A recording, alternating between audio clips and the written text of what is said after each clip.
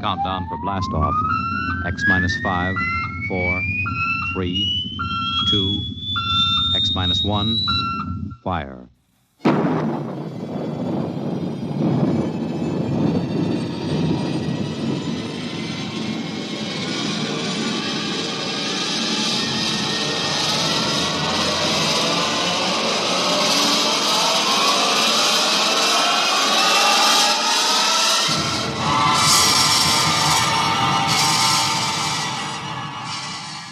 From the far horizons of the unknown come transcribed tales of new dimensions in time and space.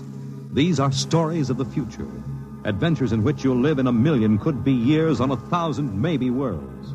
The National Broadcasting Company, in cooperation with Street and Smith, publishers of astounding science fiction, presents X minus 1.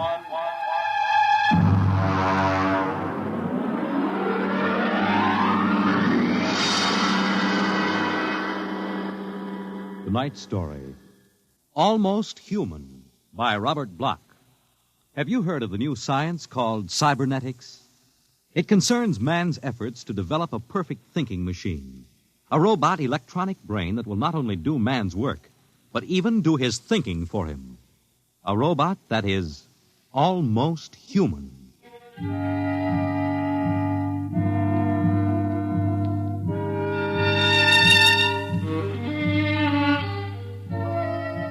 No, it's not impossible at all. In fact, one day, something like this may happen. A tall, suave gentleman in a black raincoat will walk down the street until he reaches a shuttered, isolated house. And then he will slowly mount the front steps, push the doorbell.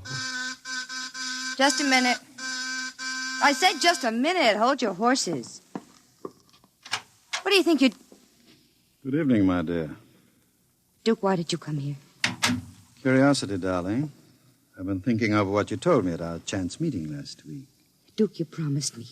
I decided to come and take a look for myself. Where is the professor? In his study. Where's Junior? In the nursery. The nursery? How quaint.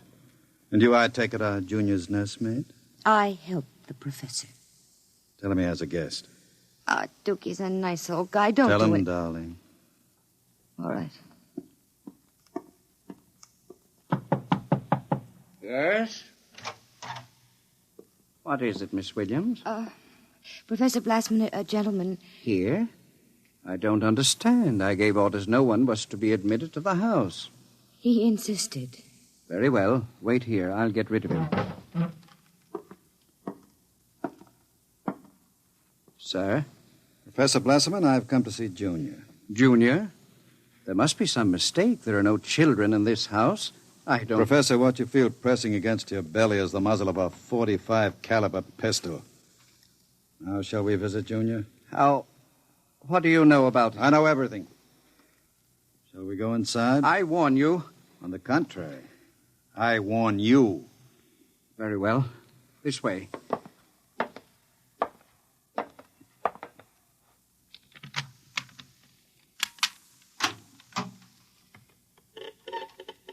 This is the nursery. Where is Junior? In the next room. Behind the door with a panel in it. Very considerately furnished. Mother Goose figures on the walls. Blackboard, toy blocks. Panda, bunny rabbit doll. Touching. All right, let's see him. You can look through the panel. Mary had a little lamb. Oh, wow. Who'd have believed it? Junior isn't very pretty, is he?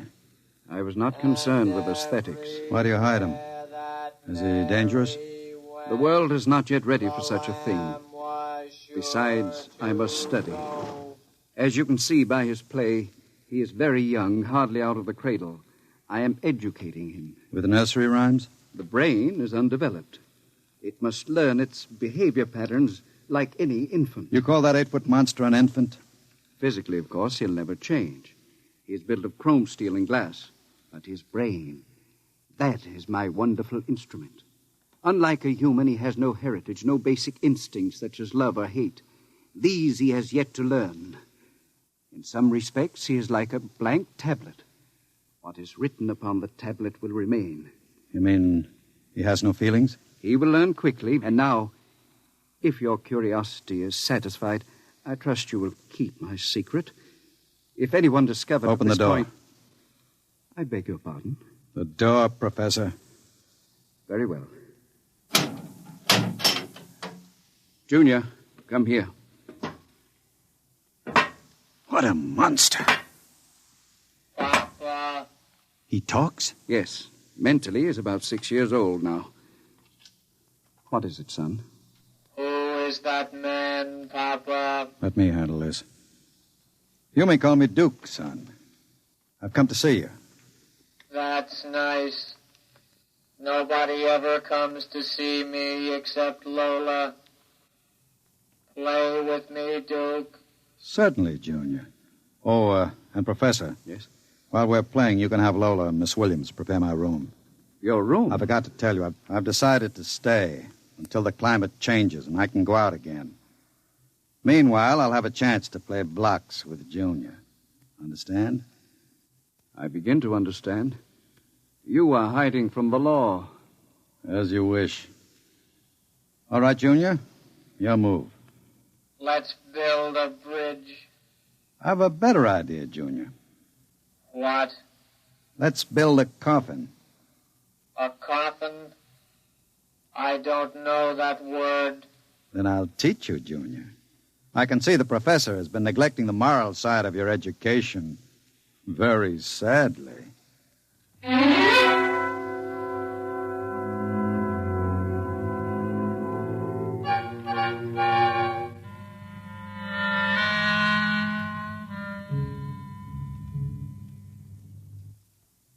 You shouldn't have come here, Duke.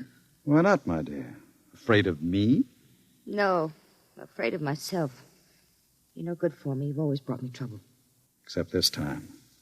This time it will be different, darling. This time I'll bring you diamonds. Duke, what have you been teaching that thing? Nothing, honey. I've just been playing with them. Very educational. I don't believe you. What's bothering you, Lola? Today when I walked in there, he said to me, I know how to kill people, Lola. I'll kill you if you want me to. He's learning very quickly. Duke, I'm scared of that thing. It's unholy, a machine that acts like a human with that voice grinding at you, saying things you'd expect from a child. You dislike him so much. Why did you take this job as his nursemaid? Because I wanted to start over again. I answered an ad. The professor didn't ask questions. I would have been all right, too, if you hadn't come along. I'm very glad you did tell me, darling. Because Junior is going to make us two very successful people. Ha. Like any child, Junior listens to what he's told. Duke, I don't know what you're teaching, Junior. But I can guess. And it isn't right. It's evil.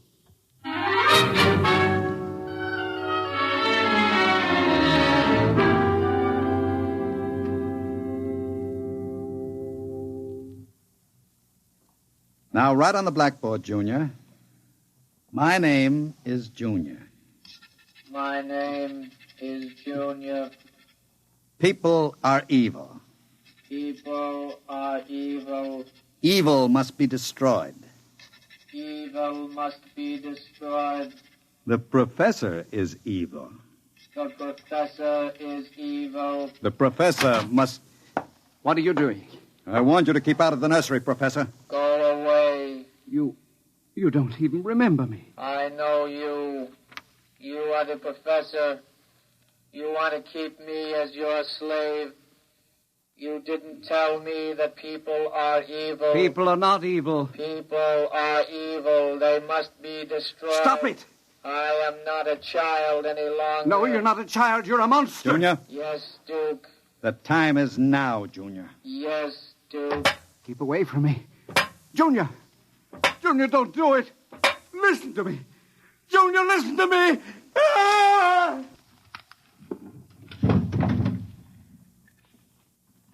I did it, Duke. Duke, I...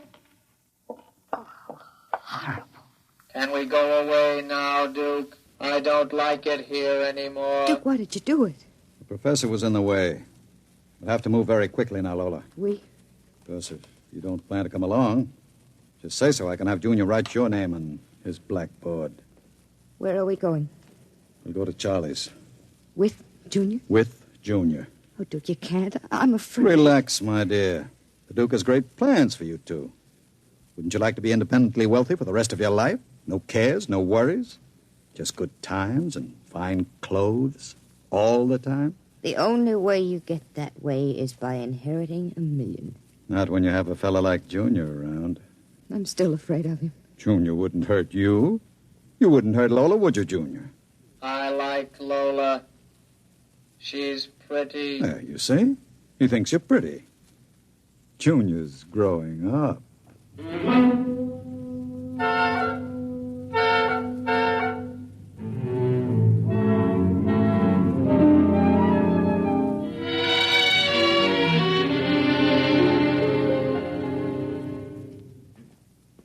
Sit down, Charlie. Sure, Duke. Lola and I are going to hide out here for a while. We'll need some help. Listen, Duke, I'm trying to keep the cops away. Sure. Now listen to me. I need a casing job done. Oh. Sure, Duke. You know the armored truck service? Sure. I want to know when they take the Acme deposits from Boston to Worcester. Duke, you ain't thinking of a payroll truck, are you? They got cannons on those trucks. They travel in pairs. You couldn't get near one. I asked you to do a casing job, Charlie. Sure, Duke. Anything you say. Find out what time they pass the narrowest and most deserted stretch of road. Well, if you're going to pull a job like that, you'll need 50 men. You want me to get some of the boys? I won't need anybody. I've got somebody. Where? He's out in the car. Oh, what's his name, Duke? Anybody I know? His name is Junior. Junior? I don't know any Junior. You will, Charlie. You will.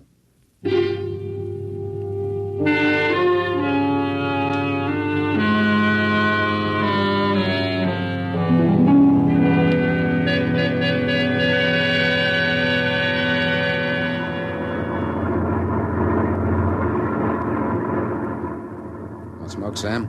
Well, thanks, Al. Whew, it sure gets hot in these armored trucks, huh? You'll get used to it. How much we hauling this time? About $250,000. Brother, could I use a hunk of that? Who couldn't? What's the first stop? Acme National Bank. Then we unload a payroll at the Bronson Watch Plant. Hey, what's that up ahead? It looks like something shiny on the road. Throw up your spotlight. Right. Holy smokes, you see what I see? It looks like a mechanical traffic cop. About 8 feet tall. Standing right in the middle of the highway. Maybe it's a Halloween gang, huh? Guess they're trying out robot traffic cops. Can you get past him? I don't know. We'll have to slow down. Get on that gun, Sam. Let's take no chances. Right. I'll give it the horn. Don't budge. Where's our escort truck? Pulled up right behind us. Thing won't move. Sure looks like something out of Buck Rogers, don't it? That's a heck of a note, blocking traffic like that. We'll have to try and get past it. Here goes. Holy smokes, it's moving. Hell, it's coming toward us. Get on that gun. Give it a blast. Bullets are bouncing right off it. It's still coming. Al, back up. I can't. The other truck's right behind us. Al, it's lifting its arm. It's going to smash our window.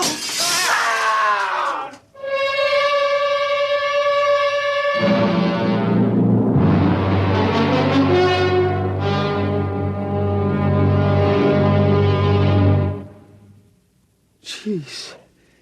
If I hadn't have seen it with my own eyes. Duke, we got to quit this. What's the matter, Charlie? Getting shaky? The papers say he killed all 4 drivers. Listen, Duke, that robot is hot. We got to get rid of it. Stop your blubbering. One more good robbery? You ain't going to pull another one. Why not? Count me out, Duke. The law's going to track that baby. Are you quite finished, Charlie? You got no heart, Duke. You're like Junior, all steel inside. And you're just a big, warm-hearted slob. I suppose flowing with the milk of human kindness. Well, I got nerves. I can't stand that thing, the way it looks at you with that iron face and clanking around all the time. Listen, here it comes.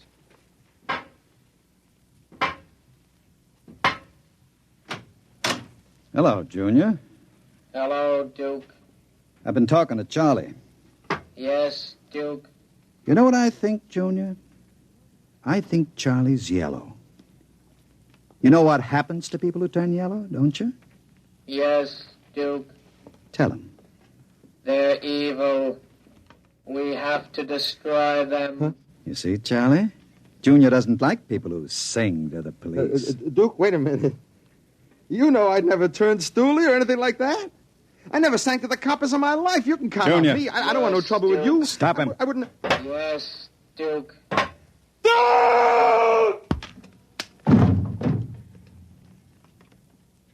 I stopped him, Duke. All right.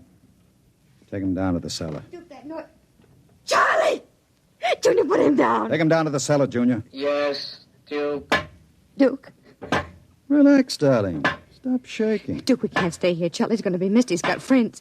Now we'll have the gangs after us, too. Oh, come on now. Don't worry, darling. The Duke will take care of everything. Where are you going? Out to a travel agency to get some tickets. You and I are going to take a trip, Lola. You're leaving me alone here? Junior's here, too. It's just it. It's being alone with that thing.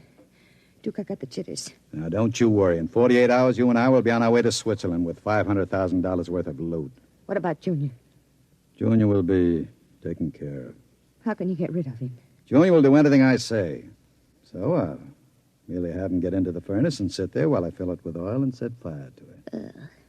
Too bad the professor couldn't have stayed around to see him growing up. He's almost a man now, Junior is. But not quite as clever as a man. You'll find that out after he steps into the furnace.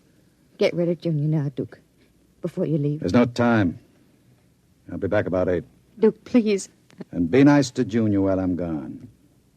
Don't show him you're afraid of him. Goodbye, darling. Goodbye, Duke.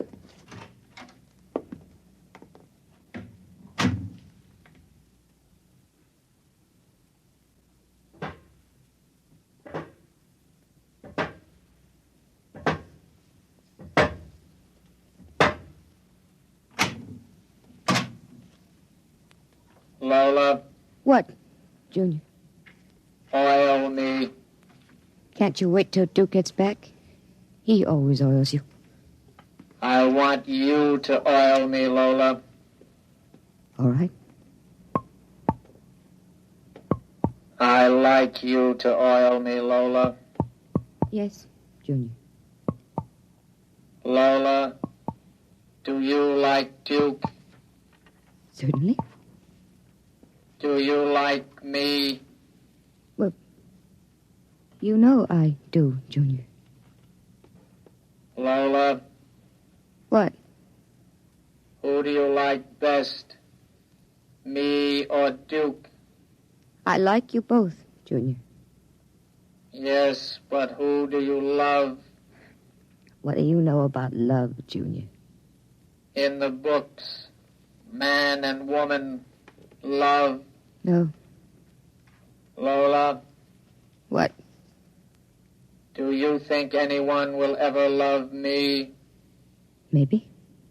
Some women can fall in love with anything, Junior. Even with something like Duke. Why, Lola? I don't know. Maybe because, well, as long as she thinks her man is the smartest and the strongest. I see.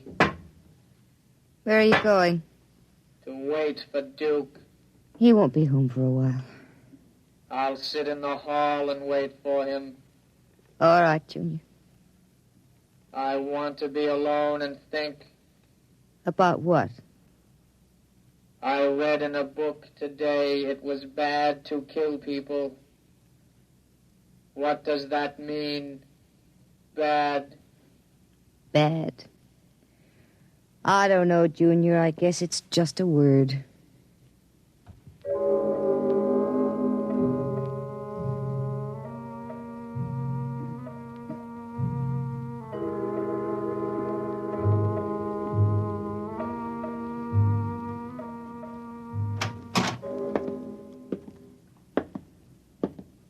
Lola? Hello, Duke. Oh, it's you, Junior. Why are you sitting in the dark? I was waiting for you, Duke. Well, now that's a good boy, Junior. Lola oiled me. That's nice. I tell you what, Junior. I've got a little job for us down in the cellar. Let's go down there. Now, Duke. Right now, Junior. All right, Duke. Are we going away soon, Duke? Yes, Junior. We're going away. What's in the cellar, Duke? A little surprise for you, Junior. You'll find out.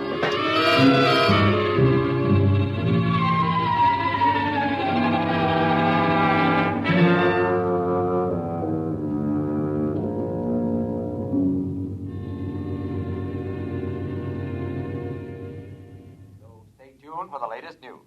And now, a brief interlude of recorded dance music.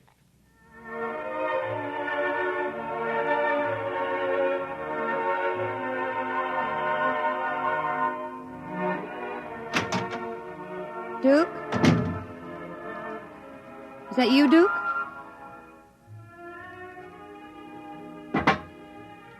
Junior.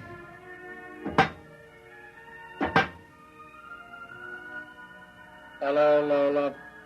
I thought I heard Duke come in. He came in. Where is he? Down in the cellar. What's he doing? Nothing. Did he say he'd be up soon? No. Maybe we better go down and get him. He's dead. Oh, no. No, he isn't dead. You said the woman loves the strongest and the smartest. Well, I'm stronger and smarter. But you aren't human. I'm almost human, Lola. No. No, stay away. Lola. Don't touch me. Those metal paws. No. I love you, Lola. No. No. I love no, don't. you. No. No. I love you.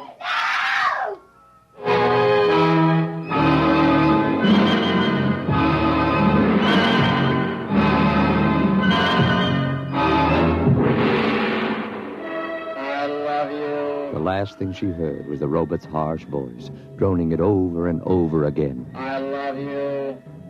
I love you. I love you. And strangely enough, it did sound almost human.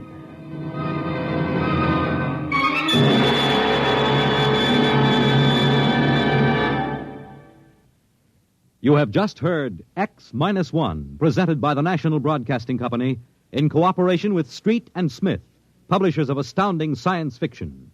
Tonight, by transcription, X-1 has brought you Almost Human, a story by Robert Bloch, adapted for radio by George Lefferts. Featured in the cast were Santos Ortega as Duke, Joan Allison as Lola, Jackie Grimes as Junior, Guy Rep as the Professor, Nat Pullen as Charlie, Joseph Julian as Al, Lynn Cook as Sam, and Merrill Joels as the radio voice. Your announcer, Fred Collins. X-1 was directed by Ken McGregor and is an NBC Radio Network production.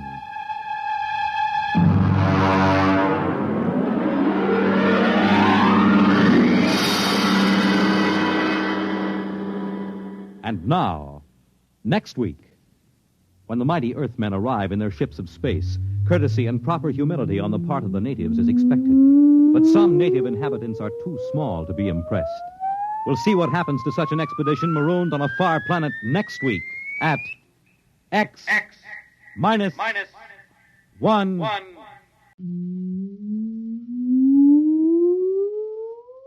Countdown for blast-off. X minus 5, minus 4, minus 3, minus 2, X minus 1. Fire.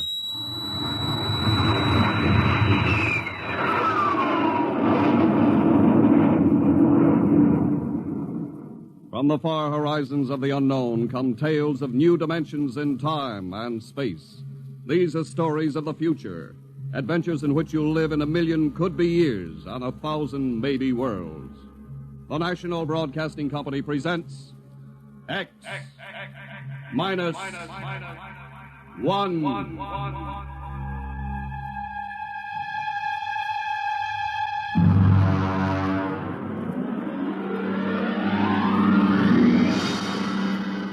Tonight's story, No Contact.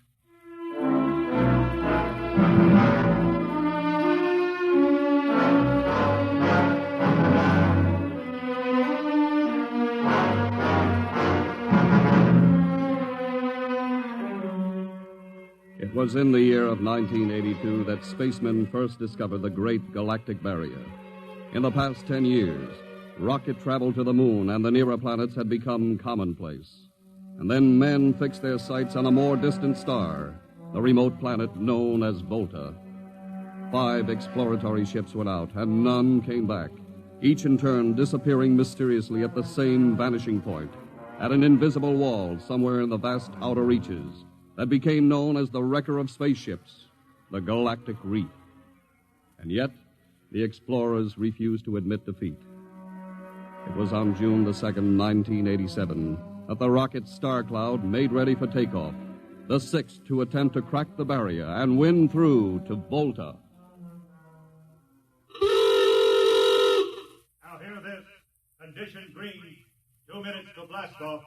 Condition green. 2 minutes to blast off. Well, Lewis, this is it. I don't suppose you'll be needing the ship's doctor up here on the bridge during blast-off. I think not, Smitty. There's little chance of acceleration bends in these new overdrive ships. I'll be in my office then, counting vitamin pills if you need me. It's only a few steps. Good luck, Lewis. Thank you, Smitty. Lieutenant Collier. Yes, sir? You're relieved. You'd better get down to navigation control and take over. Yes, sir. Lieutenant. Yes, sir? We've never flown together before. This is your first flight in a space vessel as big as the Star Cloud. Yes, sir, but I was trained in oversized jobs at the Naval Academy. Well, if you're half as good a navigator as your father was, you'll do fine. Thank you, sir. Did you ship out with my father? I served under him on one of the first rocket runs to the moon. I see. I almost went along on his last trip to the barrier. Too bad about that. Yes, sir. That's all, Collier.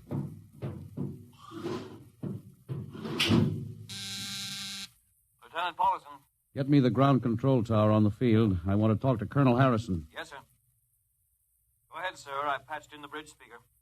Colonel Harrison? Yes, Captain? We're standing by for takeoff in 30 seconds. Good. The field is cleared of all personnel. We'll try to reestablish radio contact immediately after takeoff. In any event, there'll be a 24-hour ground monitor. Fine. Good luck. Hope you make it. Thank you. Bridge to navigation control. Nav control, Collier. Ready, Lieutenant? We're ready, Captain. The course is in the integrator for takeoff at 1200 hours. All right. Stand by for blastoff. Bridge to engine room. Fire up your rocket chambers. Take off at exactly 1200 hours. I'll read you off. 20 seconds. 19. 18. 17. 16. Hold it. Revoke all orders. Who turned in that alarm? Paulson, sir. We've uncovered a stowaway. Stowaway? Where? Hiding in sickbay. Dr. Smithson found him. Have him brought up to the bridge. Engine room, kill your rockets and stand by.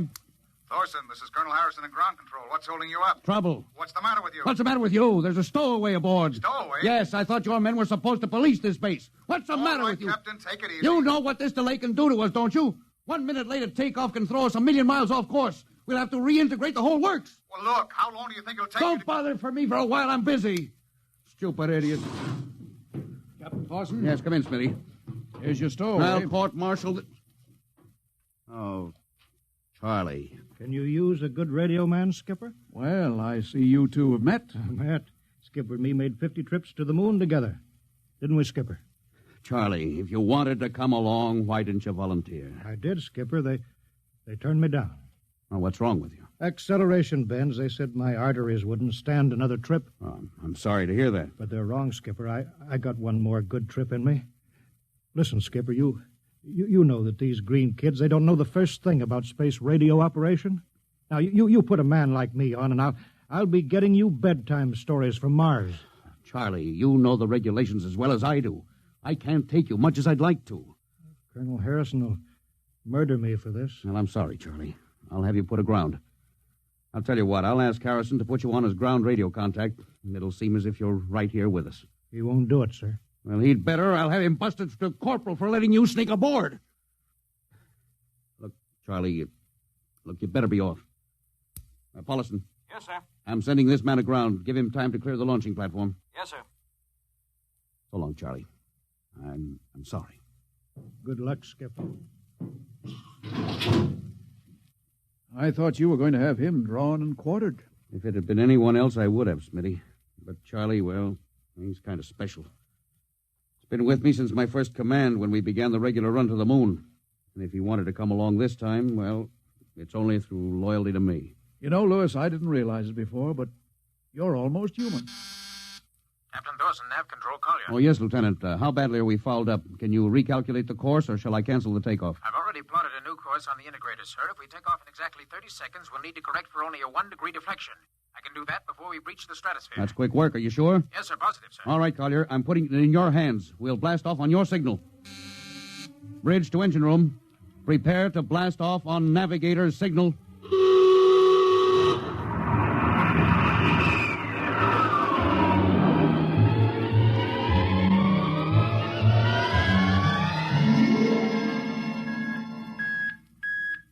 How are we doing, Collier? Coming on the bearing, sir. That's 4, 3, 2, 0. We've intersected the course vector. Good work, Collier. Course is corrected, sir. We're ready to go into atomic overdrive anytime you say. All right. Stand by. Yes, sir. Now hear this. Now hear this. Prepare for maximum acceleration. Bridge to engine room. Kill your rockets. Rockets out. Fire up number 1 cyclotron.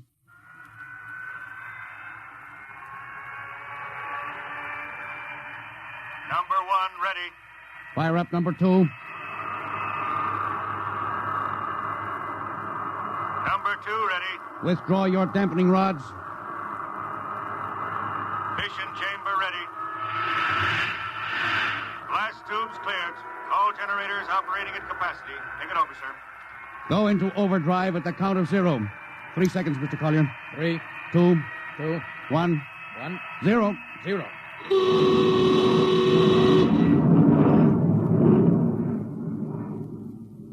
How are we doing, Collier? On course, sir. She's running hot and true. My compliments, Lieutenant. This job would have done your father credit, and he was the best navigation officer I ever saw. Oh, thank you, sir. Start your gyros. Put her on robot control. All right, the bridge is yours, Mr. Collier. If you need me, I'll be in Dr. Smithson's office. Yes, sir.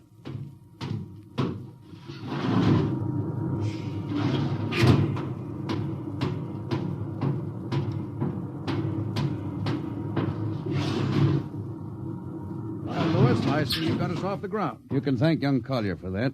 Chip off the old block. You knew his father? As a matter of fact, I knew him very well. First-rate spaceman. Oh, is he the one yes, who... Yes, he was lost in the galactic barrier on the second ship we sent out to Volta. Lewis, just what do you think this galactic barrier is? Oh, your guess is as good as mine, Doc. All I know is that 5 ships have gone into it, and none of them have come back out. You think it's a nit? How about Mestrovic's theory that it's a time warp in space? That the ships reach it and slip into another dimension? I think that's a lot of rubbish. My theory is that the galactic barrier is nothing more than a radioactive layer of some kind. Why do you say that? Well, we know that radar signals bounce off it like they were hitting an invisible glass wall. And we know that it destroys our ships and crews in some way. There's no other logical explanation. What makes you think we can get through it, Lewis? Because we're ready for it. The others weren't. The entire hull of this ship is completely shielded with lead. We can crack through any radioactive cloud ever detected. Besides, we're equipped with some new UHF radio devices that should enable us to maintain radio contact with Earth. Nothing can happen. Absolutely nothing. Now, who are you trying to convince? Myself, I suppose. Lewis, you've had your share of glory. First skipper to reach the moon back in 1962. You could have retired. Why are you risking this trip? 5 ships are missing. Men like Prentice, Margetson, young Collier's father. I'm tired of seeing good men fed into that meat chopper. Then why are we going to Volta? We haven't any choice, Smitty. We're in a race, the kind of race where men and ships are expendable. According to the Interspace Code, the first nation to reach Volta can claim it. Well, personally, I want no part Now, of it. Doc. I'll have to play physician, morale builder, and mother substitute for 112 slightly nervous men. Well, your morale doesn't sound too good, Doc. As morale officer, I can state without fear of contradiction, it is terrible. And something tells me as we approach that galactic barrier, I'm not going to be alone.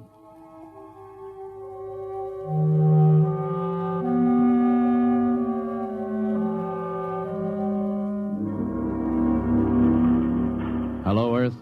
Hello, Earth. Captain Thorson of the Star Cloud calling Earth. Hello, Star Cloud. Hi, Captain. Charlie. Well, I see they haven't court-martialed you yet. No, sir, thanks to you. Well, it's good to hear you. You can read us the funny papers on Sunday morning. Right. How's our signal? Strong. Clear as a bell. Now, here's our log report for Colonel Harrison. You ready? Shoot. June 2nd, 1987. 4 weeks out from Earth. Running through. No radiation. Operation normal. Still making our approach to the galactic barrier. That's all, Charlie. See you later. Good luck, Captain. I sure wish I was with you.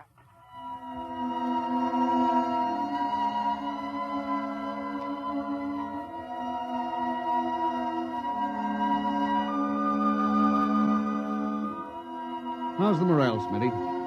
The men know we're getting closer to the barrier. They're beginning to show a little tension, Lewis. Well, how's their physical condition? Any sickness? About half the crew has come down with space blues. I was afraid of that. Are they bad? Same as usual. Lips and hands with a bluish cast. Eyes are sensitive to infrared. I don't know. When I first started flying these tin cans, nobody ever heard of space blues. Well, now there's a theory it's caused by the terrific acceleration of atomic overdrive. Change in gravity affects the circulation. What do you think? I think it's psychosomatic. I've noticed that the same men who get space blues under tension on a ship tend to get blue coloration back on Earth when they're upset. I guess it's just an occupational disease of space navigators. You think it's just nerves, then? Well, young Collier's got a bad case. I think it's tension from overwork. Maybe he needs some vitamins. Lewis, when will you realize that vitamins are not a panacea for all the troubles of mankind?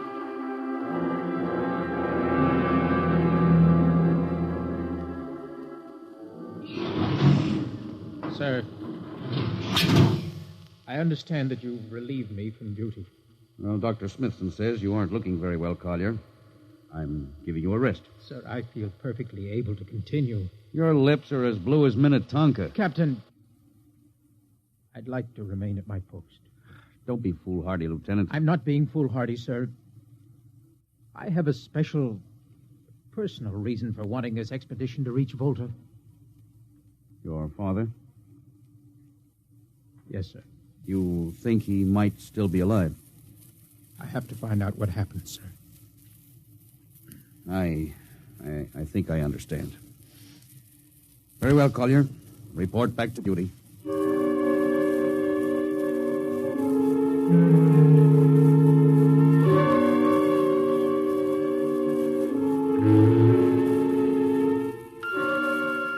What's the reading, Paulison? We're getting a +5 radar bounce now. Coming off the barrier almost as fast as we sent it out. What's the interval? 2 seconds. Shortening steadily. At this rate, we'll hit the wall in the next few minutes. All right. Alert the crew. Sound general quarters. Now, hear this. Condition red. We are now approaching the galactic barrier. All hands to stations. All radiation detectors to be fully manned. Full security will prevail until further notice. That is all. Paulison. Yes, sir? The radar bounce is up to +6. We'd better try to make final contact with Earth. Is Sparks still trying to raise the base? Yes, sir, but he's not having much luck. Oh? Seems to be some interference. That's the radio room now. Yes? You got him? Well, cut in on the bridge speaker. Captain will take it from here. Hello? Star Cloud to Earth. Can you hear me, Earth? Hello, Skipper. I can barely read you. We're getting heavy static from sunspots. That's not sunspots, Charlie. We're right on top of the galactic barrier. Getting a +7 radar bounce. Expect to hit the barrier almost any second now. Good luck, Skipper. If we crack the barrier and come through still in one piece, I'll try to get back to you on the high-frequency band. Got you, Skipper. Don't worry. I'll be waiting. So long, Charlie. So long, Star Cloud. Must be getting awfully close now, Captain. Echo's bouncing back so fast it's almost beating the signal. Well, when they go inside, hold on to your hat. That's when we run into the wall. Any second. Hold on. Oh, here goes nothing. Here it comes.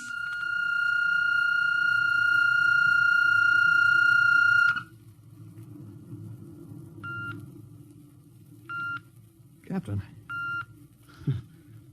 Nothing happened. We made it.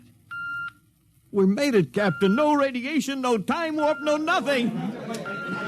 Now, the crew's gone crazy, sir. Let them. They've earned it. Doc, can you break out a few bottles of snakebite serum for medicinal purposes? I sure can, Lewis. This calls for a celebration. How's your morale now? It couldn't be better. How's yours? Couldn't be better. What the...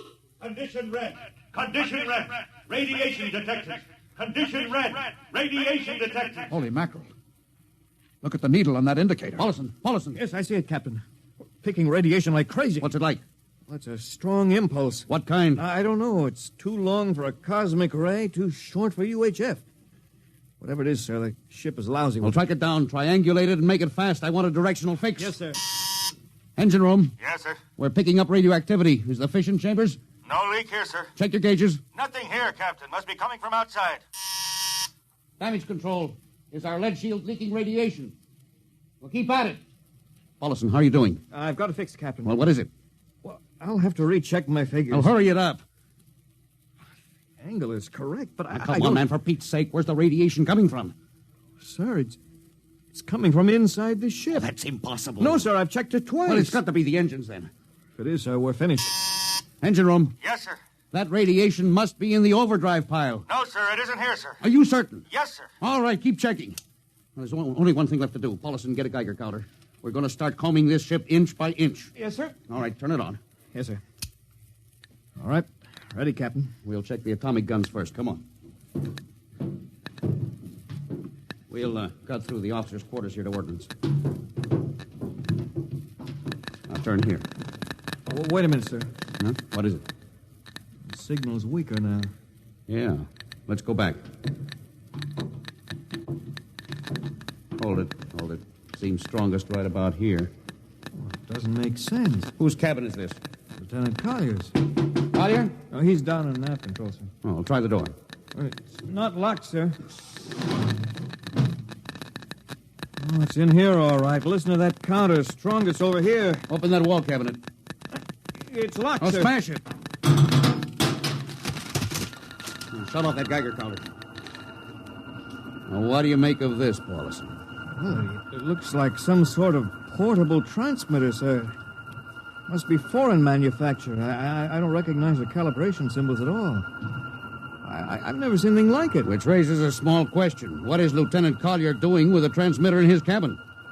I don't know, sir. Well, I intend to find out, Paulson. Get down to nav control and bring Collier up to the bridge on the double. Well, hadn't we better find some way to shut this thing off first? I know a way.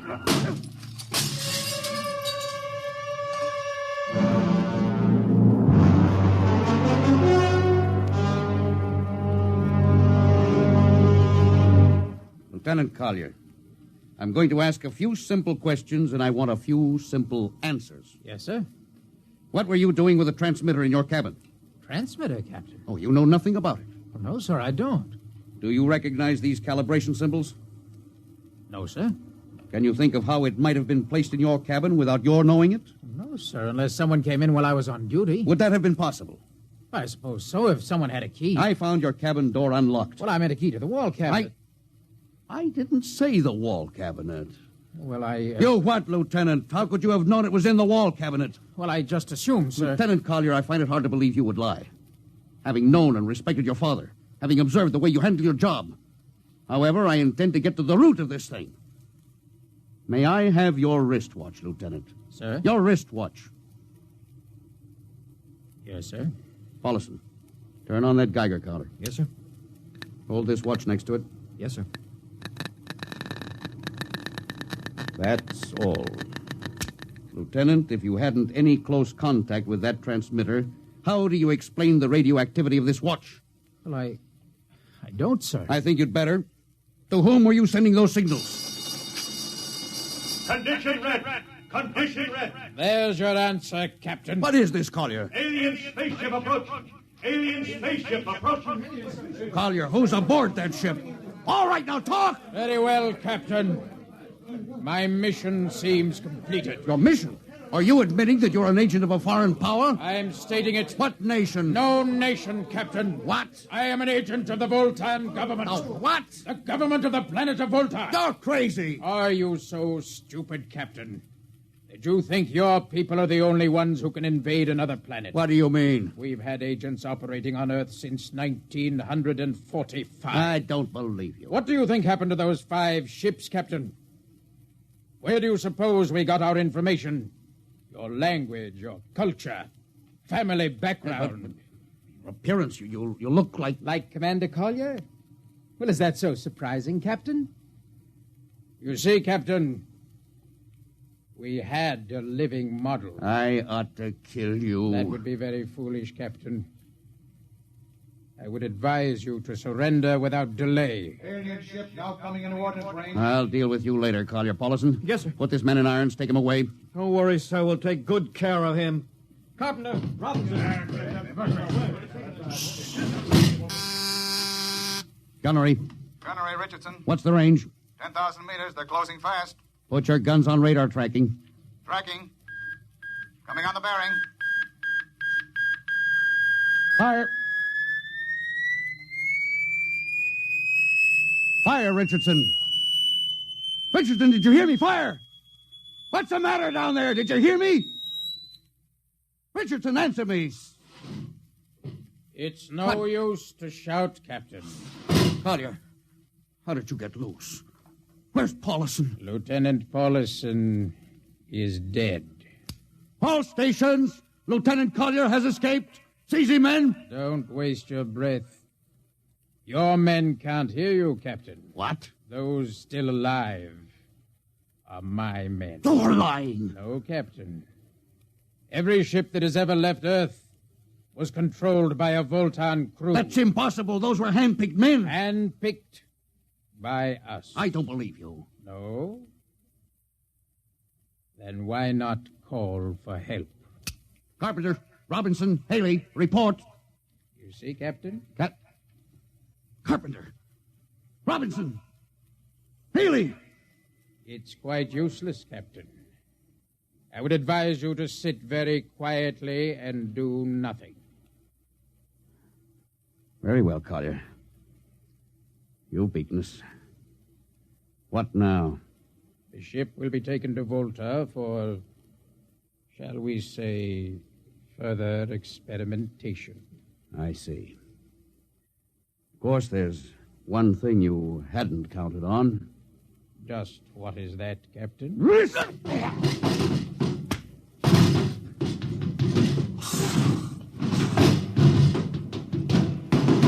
Carpenter! Are you in there, Lieutenant Carpenter? They can't all be dead. There must be one alive. Smitty, Dr. Smithson! Smitty! Smitty, what have they done to him? Louis, dirty. Don't talk. I must lean closer. There's not much time. Louis, space blues. Space blues? What is it, Smitty? What are you trying to tell me? All men with space blues. Voltans. Let me help you. No, Louis. Get message back to Earth. Voltan, 5th column. Watch out for space blues. Smitty. Oh, Smitty. Captain Thorson, you can't hide from us now. Come back to the bridge and surrender, or my men will come and get you.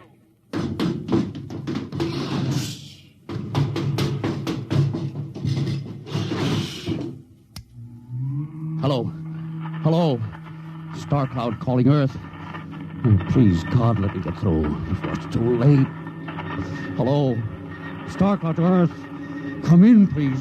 Come in, please.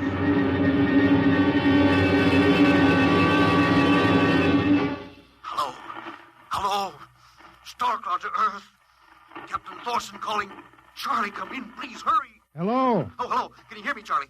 Skipper, is that you? Are you getting my signal? It's coming in a little louder now, Skip. Keep sending. God, now look, Charlie, listen to me.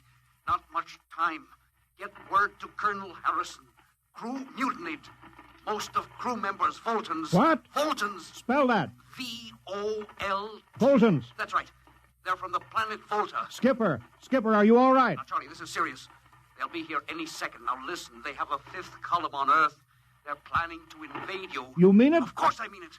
Tell Harrison, posing as humans, you can detect them by space blues. You got that? Only Voltans get space blue.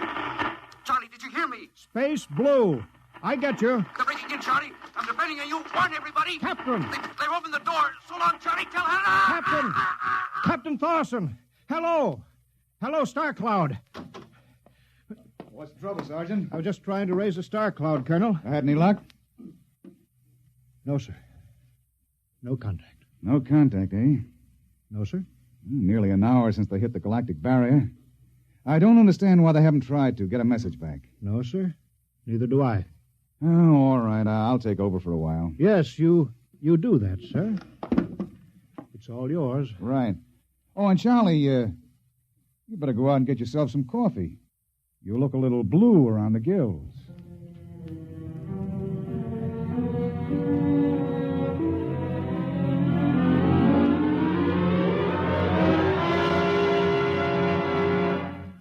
Tonight, X-1 has brought you No Contact, written by George Lefferts from an original story of Lefferts and Ernest Kinoy. Featured in the cast were Louis Van Ruten as Captain, Donald Buca as Collier, Wendell Holmes as Charlie, and Bill Griffiths, Bill Smith, Matt Crowley, and Ken Williams. Your announcer, Don Pardo. X-1 was directed by Fred Way and is a transcribed NBC Radio Network production. And now, next week. When you want to take over a world, you naturally look for its weak point, some way to catch its people off guard. We live in a world where everybody loves a parade, a world of press agents and publicity stunts. But who would ever dream that invaders from outer space would take advantage of that weakness and actually hire a press agent to advertise their coming? Who would believe it was anything but just another publicity gag? At least, not until the terrible moment when it was already too late. The moment of X-1.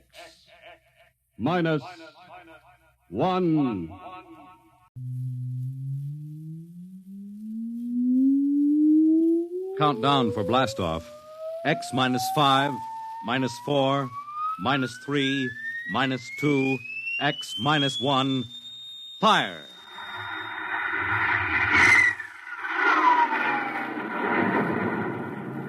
From the far horizons of the unknown come transcribed tales of new dimensions in time and space.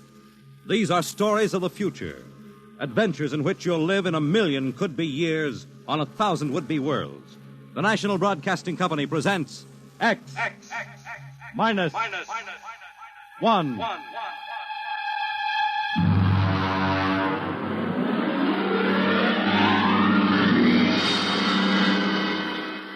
Tonight, the science fiction classic, Knock, by Frederick Brown.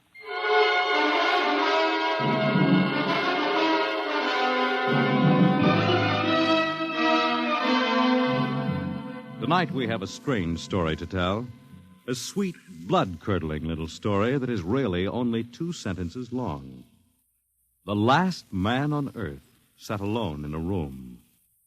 There was a knock at the door.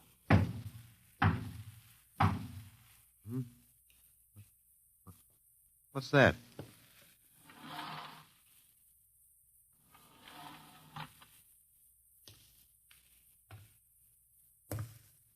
Good morning, man. What? Who are you? You have regained consciousness. Who are you? I am Zan. I'm still asleep, I must be. You are not asleep. Maybe if I close my eyes, it'll go away. I will not go away, man. Oh, I guess I'm awake. What are you? I am a Zan. What's that? A Zan is intelligent life. Look, I don't... What happened? Where are you from? From Planet 7 in the 3rd galaxy in the 4th quadrant. Where? It is not necessary to repeat information which is correct in the original statement. Planet 7, but... You mean I'm not on Earth? You are still on your planet. Then what are you doing here? The Zans have annexed your world. You mean you've conquered Earth? Yes, that is correct. We will now prepare your planet for habitation by the Zan. How about the people? What about the population of the world? You are the population of the world. Huh? Now, wait a minute. I can't... I don't understand what's happened. The Zan have landed on your planet. We have removed the lower life forms to prepare for colonization by the Zan. When did all this happen? 2 days ago. You have been unconscious until now. You really mean I'm the last man on Earth? That is correct. Identify yourself now. What? Kindly provide data as to your position in the elementary social order of your planet. Oh. I'm Walter Phelan, Associate Professor of Anthropology at Nathan University. How do you speak English? We have deciphered your written and recorded records. It is not difficult to reconstruct your language. It is a primary type of auditory communication. Oh. Is there anything you want to complete your natural habitat? You mean I'm a prisoner? That is correct. What will you want further in your room? Do I have to stay here? Yes, The rest of my life? forever. Then you better bring me my books. That will be done. That's rather considerate of you. You know, I've got to call you something. Do you mind if I call you George? It is immaterial. I will be back, Associate Professor of Anthropology. Oh, that's all right, George. Just call me Walter. Very well, Walter. I will be back with your books. All right, George. I'll be seeing you around. You will not be around, Walter. You will be here.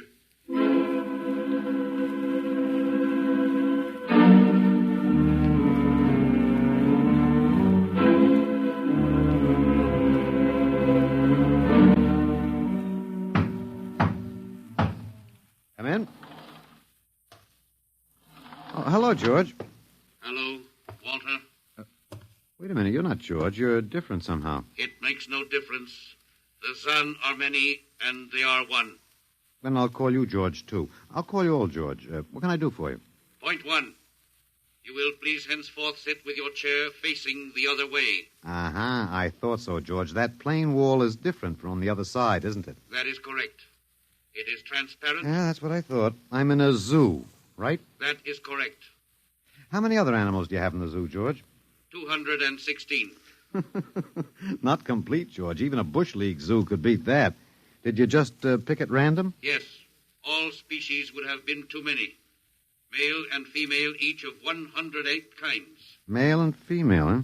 Of all the animals? There is a female of your species among the collection. Anyone I know? Well, never mind. It doesn't matter anyway. Well, what do you feed us all, eh? For carnivorous species, we make synthetics. The flora was not hurt by the vibrations which destroyed animal life. Oh, nice for the flora. Well, George, you started out with point one. I deduce there is a point two kicking around somewhere. What is it? Something we do not understand. Oh? 2 of the other animals sleep and do not wake. They are cold. Don't worry, George. It happens in the best regulated zoos. What is wrong with them, Walter? Nothing much. They're just dead. Dead? Mm-hmm. That means stopped. But nothing stopped them. Each was alone. Well, maybe they just died of old age. Old age? I do not understand. You don't? Well, how old are you, George? Your planet went around the sun about 7,000 times since I was born. 7,000 years? Yes, I am still young. Yeah, babe in arms. Look, George, you've got something to learn about this planet you've hijacked. Here on Earth, we've got somebody you don't know where you come from. An old man with a beard and an hourglass and a scythe. Your vibrations didn't kill him. What is he? Oh, old man Death. Down here, our people and animals live until somebody, the Grim Reaper, stops them. He will stop more? Well, he gets us all, George. With your lifespan, it won't seem like a minute and we'll all be gone. Looks like you made a mistake, George. And I don't think there's much you can do about it. That is not correct. The Zan is a logical being. We will take action.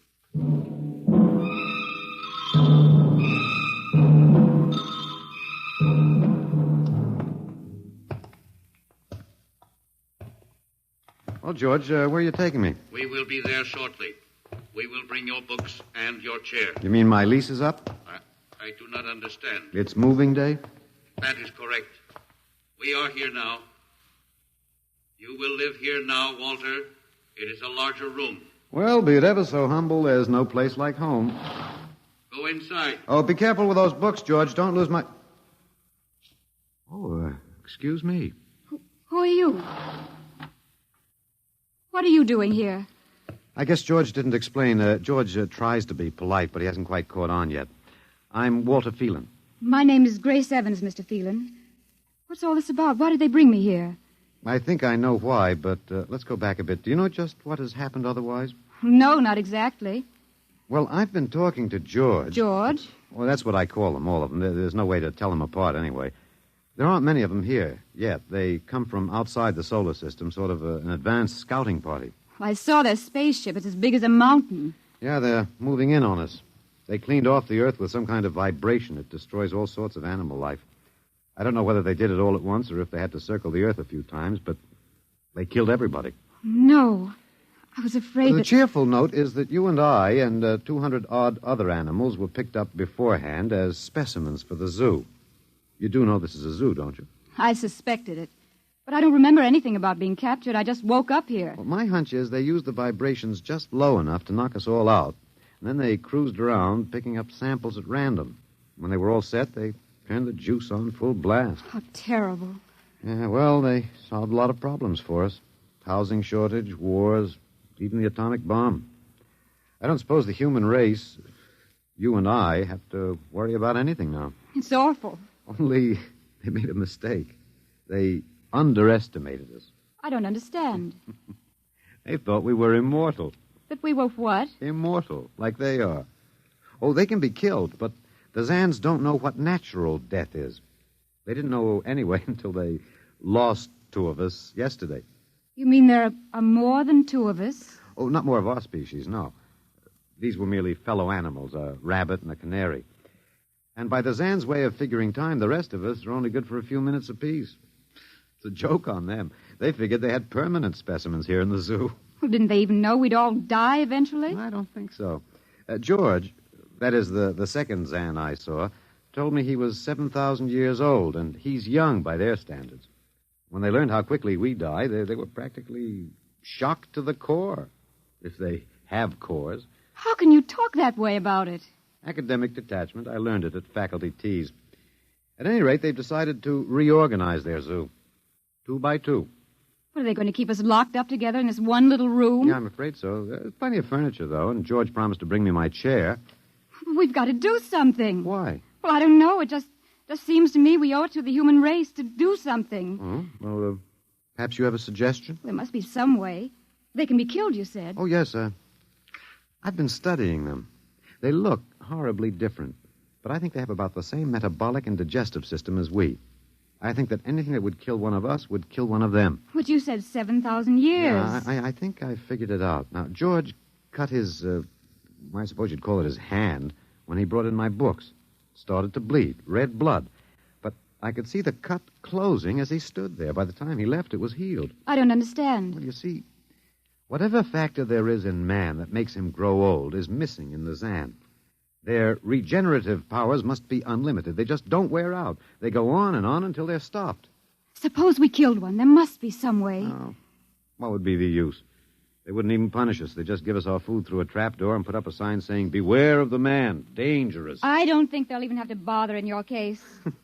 I don't see anything funny. I'm sorry. It just reminds me of Martha. Martha? My wife. She died 2 years ago. I'm sorry. Well, not at all. It was a pleasure. That'll be George with my books. Come in. Hello, George. Hello, Walter. Point 1, I have brought your books. Point 1, eh? What else is on your mind? Another creature sleeps and will not wake. Oh? A small feathered one called a duck. Well, it happens, George. I warned you. Old Man Death, the Grim Reaper. I told you about him. Walter, the Council of Zan has met. It has been decided logically that A, no life form can withstand the full strength vibrations with which we cleared your planet. Therefore, the Grim Reaper you spoke of does not exist. Pretty neat, George. What's B? B, the only intelligent life to escape the vibrations is you. Therefore, the logical conclusion is you are stopping these animals by some means unknown to us. George, you are off your trolley. You will tell me now how this is done. You've got me. Yes, we have. It is necessary to save the remaining specimens as long as possible. If we do not get the information, we may be forced to dispense with your species entirely. This means you, Walter, and the female. Now, hold on, George. Don't go off half-cocked. Let me take a look at these animals that won't wake up. I will take you there now. Go first, Walter. After you, my dear George.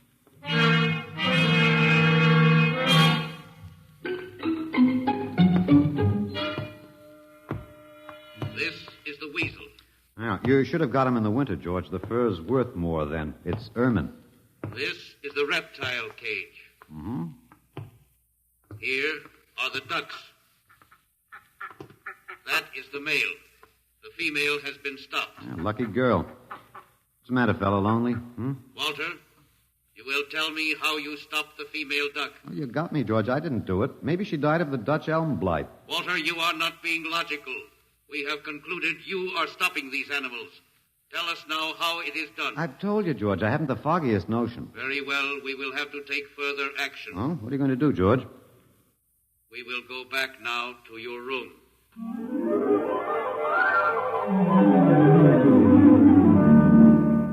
What happened, Mr. Phelan?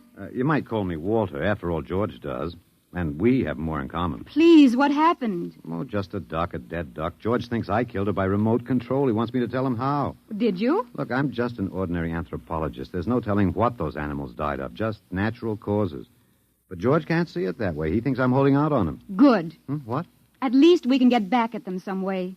At least we can do something to them. Well, why? After all, George isn't a bad fellow, if you like an ant mentality. How can you say that? They murdered the human race. I suppose so, but we can't change that now, so why think about it? We just can't sit here and do nothing. I fail to see how we can do anything else. But at least we could be fighting. I can't see the virtue in that. I was more or less content with my books, and we've got George to talk to. Of all the men in the world they had to pick, don't you want to fight back? Don't you want to keep on fighting to the end? It hadn't occurred to me. But we've got to, Walter. Why? Well, I can't really explain it, but, Walter, if there was any good in man, it was that he kept on struggling against nature and, in the end, even against himself. But he kept on fighting for what he thought was right, and we're all that's left. Walter, we just can't end by giving up. We've got to keep on fighting. You know, you do remind me of Martha. There isn't much left for us. We could beat them in this one small thing. We can pretend there's a secret about death. We could refuse to tell them anything. Well, there isn't anything to tell. But they don't know that. Promise me you won't give in. Well, I suppose the worst they can do is kill us. All right, Miss Evans. Hello, George. Hello, Walter. Now you will tell us how these animals are stopped. George, this may come as a shock to you, but I've decided not to tell you. Why? Oh, a romantic attachment to lost causes. My grandfather was a Confederate officer. Walter, you are not being logical. Neither was my grandfather. He charged a Yankee battery with 1 round of ammunition and a corncob pipe. You are not logical, but that is expected in lower life forms. You will come with me now, Walter. Where are you taking him? To the 2nd level. Go now, Walter. You won't tell them. I can't guarantee anything, but as of now, I don't intend to. We've got to fight, Walter. Remember that. We've got to go out fighting. Yes. Yes, I think you're right. Go now, Walter. Goodbye. It's been a pleasure, Miss Evans. I am waiting. Go now, Walter. After you, my dear George.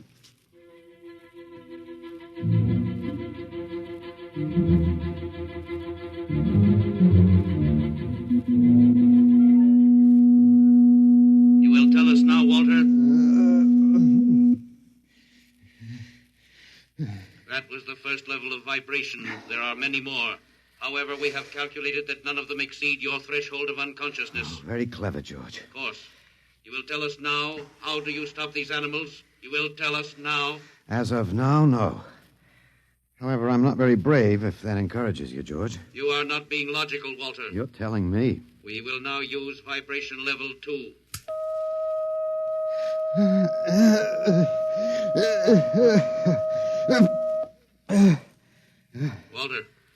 Walter, you are still conscious. Let me alone, George. You will tell us now how you stop the animals? Let me alone. We have had vibration levels 1 and 2. There are still 15 more before your threshold of unconsciousness. No. Let me alone. Walter, listen to me. Another creature sleeps and will not wake. We must know now.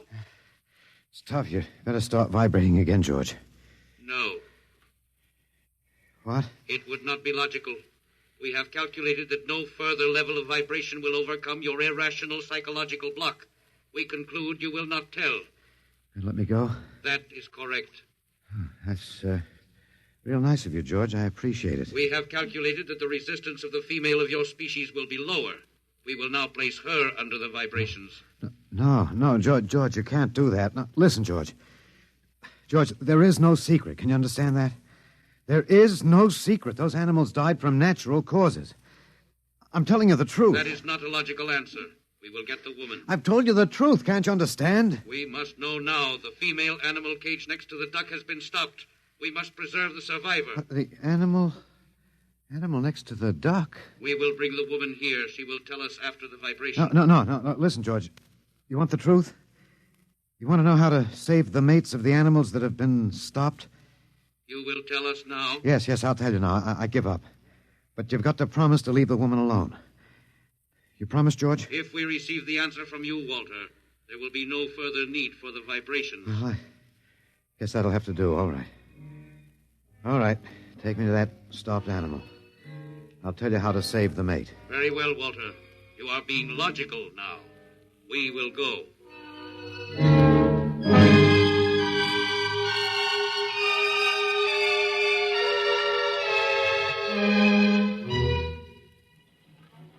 Walter, are you all right?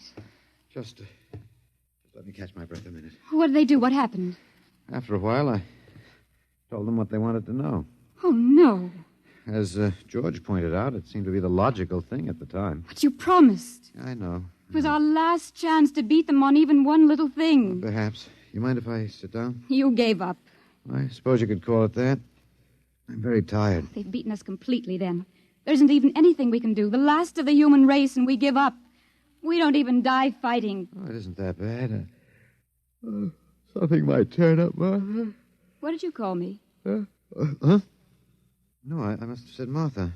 Sorry, she was my wife. She died 2 years ago. What were you saying? Nothing. It doesn't matter. It's too late. It's too late for the whole human race. What now, George? The Council of the Zan has met. No? Something wrong, George? A Zan has been stopped. What? Zan is dead? That is correct. Well, you didn't believe me, George. But you can die. You can really die. You'll have to get used to that if you're going to stay here. The Council has decided. A, you have in some way stopped this Zan. B, you and the woman must be eliminated. Walter. No, you've got it wrong, George. The Council has decided. This time you will have the full vibration. This time? Walter, what did they do to you? Oh, they have a rather effective third degree. They tortured you, Walter? Yes. And I thought... Oh, Walter, it was all my fault. I wouldn't even have tried without you. I suppose we have a last chance now to end with some dignity. I think you're a very brave man, Walter. No, not very. There isn't much else to do. Do we go now, George? Now, Walter. Wait. What's that?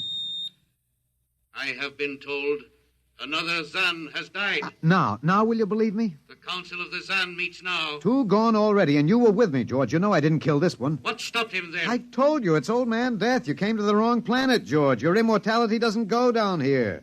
He can stop you, but you can't stop him. And you'll all die if you stick around. What now? The Council has decided. This is a place of death. We will leave your planet. Leave? You mean you're giving up? It is not safe for the Zan. Oh, Walter, they're leaving. They're really going. Come on then, George. And don't hurry back. It would not be logical to do so. We are leaving the Earth now. Goodbye, Walter.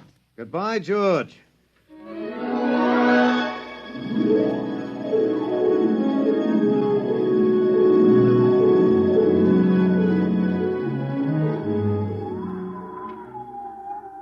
Well, they're all aboard now. So wonderful to feel the sun and the wind again. Yeah, they've closed the hatches. Walter, is it safe for us to be out here? Yes, they're not interested in us any longer. They only want to get away. And I want to see this, Grace.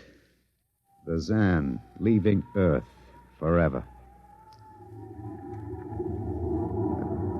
They're blasting off. There they go. Yes, it's all over now. Well, I suppose we might as well go back in. I still don't understand. Walter, what made them go? I just told them the facts of life. Of death, you mean? No, of life. After all, I thought George was old enough to know. At 7,000 years, he was getting to be a pretty big boy. I wish you'd stop joking and tell me what happened. Look out for the step. Well, You remember when the first animals died? The rabbit and the duck? Yeah, and their mates just started to pine and waste away? Yes. Well, that worried the Zan. They wanted to keep the last specimens alive if they could. So finally, I broke down and told them about affection. Affection? Yes. And then I introduced Donald. Donald, who's that? Here we are. Grace, meet Donald. Oh, Walter, please. What does affection have to do with it? That's what the Zan wanted to know. I told him it was love that made the world go round. That having lost his mate, Donald would die immediately unless he had affection and constant petting. Petting? Hmm? I even showed him how. Here, fella, come on. Come here. Yeah. I held Donald in my arms, and I petted him a while. Then I let the Zan take over with the animal in the next cage. What animal? Take a look. You mean this cage? Mm-hmm. Watch out. Don't go too close. Walter, it's a rattlesnake. Yes. Their metabolism made it impossible for them to die of old age, but I had a hunch that they could be poisoned. Well, then it was the snake that killed the two Zan. Mm-hmm. They never even knew what bit them. Then you outwitted them, Walter. Well, I suppose... I thought you'd just given up. Oh, Walter, I'm so ashamed. You don't have to be. I had given up. I probably wouldn't have fought if you hadn't pushed me. Well, we've got a world to plan. A new world, Grace. I know. We'll have to decide which animals to let out of the zoo and which ones it'd be safer to keep in. But first, there's a bigger problem. What's that? The human race.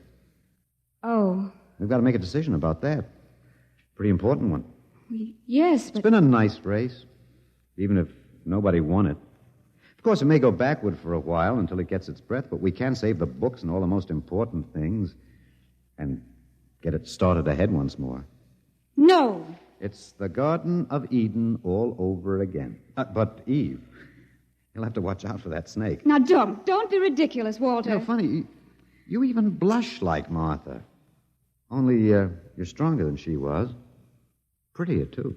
I wish you'd forget about Martha. I think I will, my dear, if you'll give me time. Now, Walter Phelan, you listen to me. If you think for 1 minute that I thought it would never happen to me again. But it is love that makes the world go round. So, Grace, if you could only... No. I wouldn't marry you if you were the last man on earth. But that's exactly what I am. I don't care. I don't even want to talk about it. I'm going out. All right, my dear, but think it over. And please come back.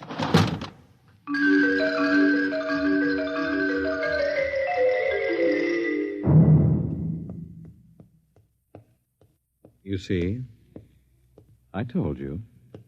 It wasn't really so horrible, our story.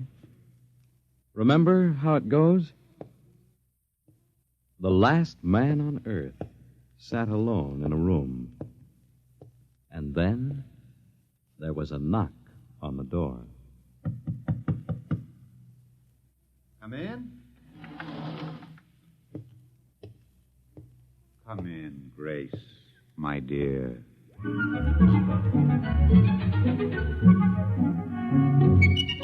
You see, it wasn't horrible at all.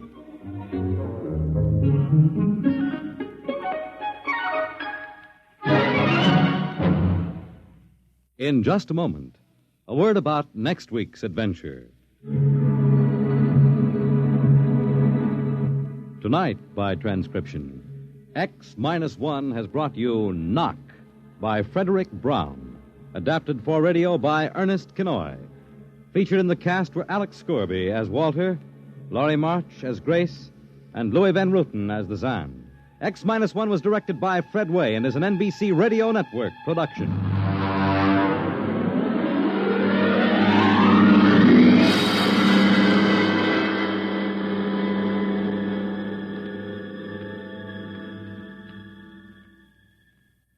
And now, next week.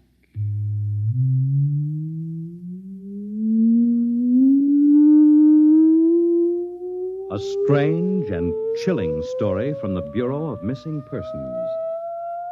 The story of what occurred when they accidentally intercepted a short-wave message, a cry for help from a missing atomic scientist who told them the fantastic story that he was now The Man in the Moon. How did it happen? You'll hear next week at X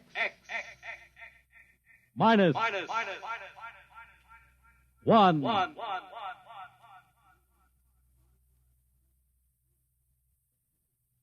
Join the Abbotts on another baffling mystery tonight over most NBC radio stations.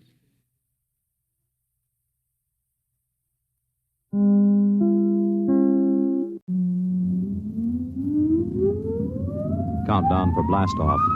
X minus 5, 4, 3, 2, X minus 1, fire.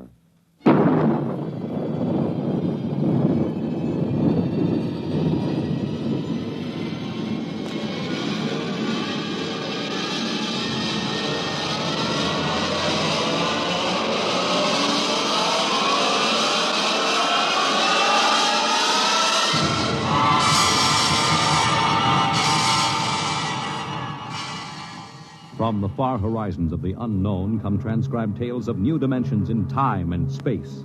These are stories of the future, adventures in which you'll live in a million could-be years on 1,000 maybe worlds. The National Broadcasting Company, in cooperation with Street and Smith, publishers of astounding science fiction, presents X minus 1.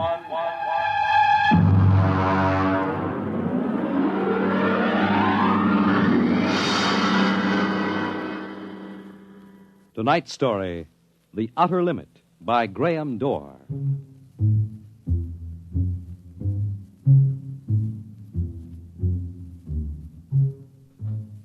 We go ahead now in time to 1965. We're on a vast concrete runway set in the desert of the Southwest. A giant metal ship stands before us, prow pointed for the stars.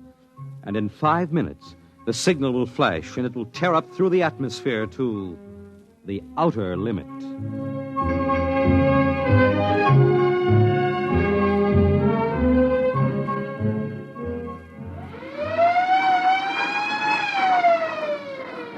Attention! Attention! Clear field for takeoff! Clear field! 5 minutes, Steve. Right. Warm her up, Charlie. Turn her over! I want to go over procedure again, Steve. Don't worry, I got it straight. We'll just make sure. Okay, I take her up on jets to 50,000, then I cut in the rockets. No lower, or your tail blast will burn out 3 counties. I climb 4 minutes on rockets, then start maneuver tests. Remember that, no more than 4 minutes. This ship isn't like those strato rockets that you've been testing. She's the first one built for outer space. If she works, you can go clear to the moon. If I'd have known, I'd have brought my toothbrush. Not this trip.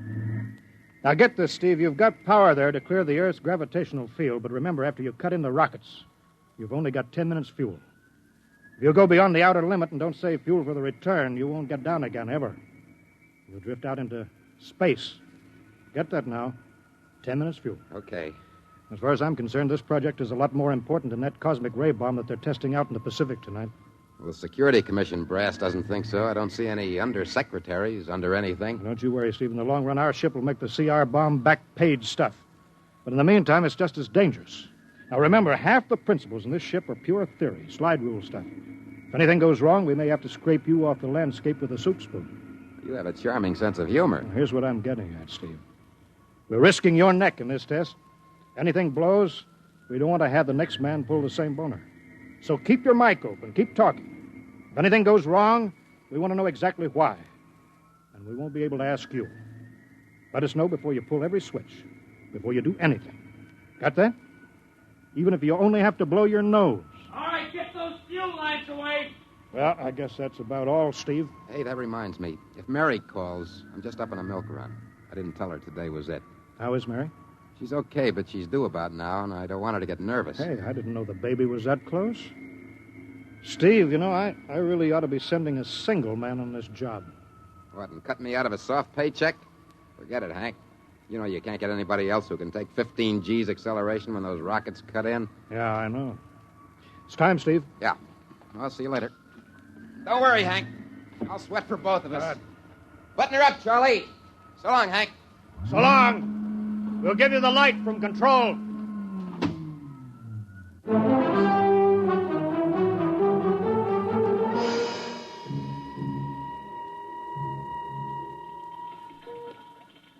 X2 JTR to control.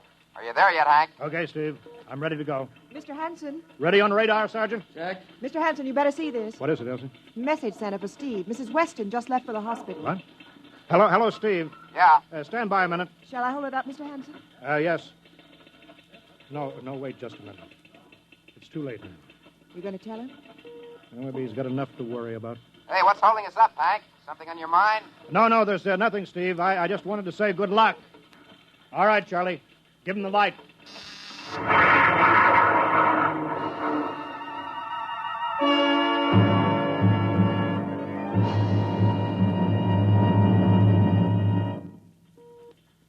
All right, Steve, I'm reading you clear. I'm at 20,000. Airspeed 600. It's running fine. Soundproofing works. There's a 3-degree waiver in the AGY pressure. Got that, Charlie? Check. Dead center on radar, Mr. Hanson. 50,000 now. I'm cutting loose the port jet. Now the starboard. Now I'm off jets. Airspeed dropping. Now I'm opening the rocket ports. The switch sticks a little, Charlie. Oxyalcohol pressure 350. All right, now I'm advancing the ignition key. Here goes rocket 1. Steve, you all right? Yeah. Feels like somebody slugged me with a sledgehammer. Airspeed now 1,200. Here goes number 2. She's okay, Hank. Running like a Swiss watch. She's okay.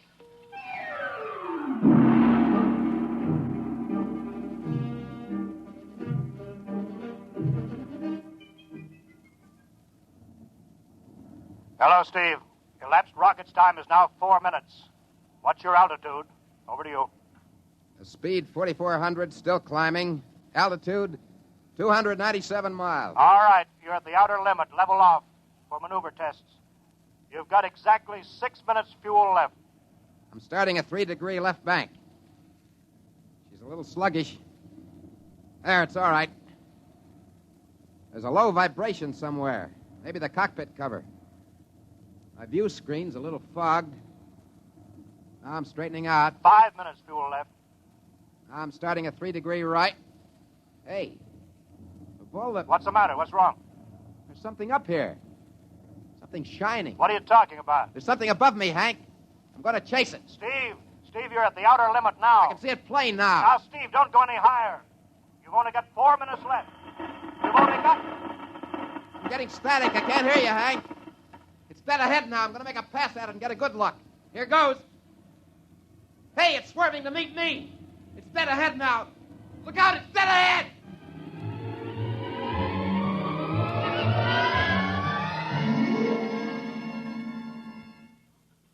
Hello, Steve. Steve, come in. 9 minutes fuel gone. There's still no sign Hello. of radar. Hello, Steve. What happened? Charlie, get the crash squad out. Tell the Army squadron to alert their search plane. Right. 9.5 minutes gone. Hello, Steve. Steve, listen to me. What's happened? Where the devil is he? Hello. Come in, Steve. Steve, come in. Hello, Steve. Hello, Steve. 10 minutes. Steve. That's the end of the fuel.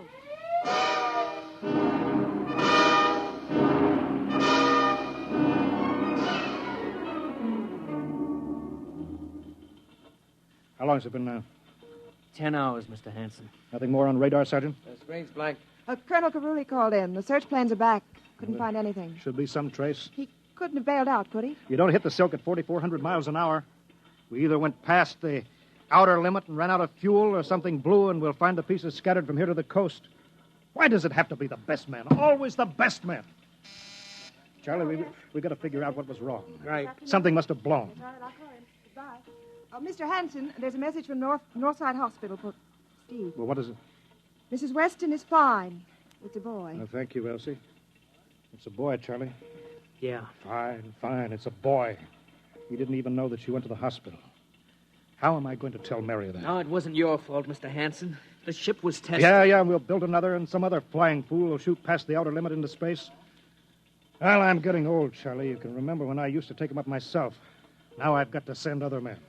Look, it's a job, Mr. Hanson. Now I'm afraid. Every time I hear a jet go off, I jump.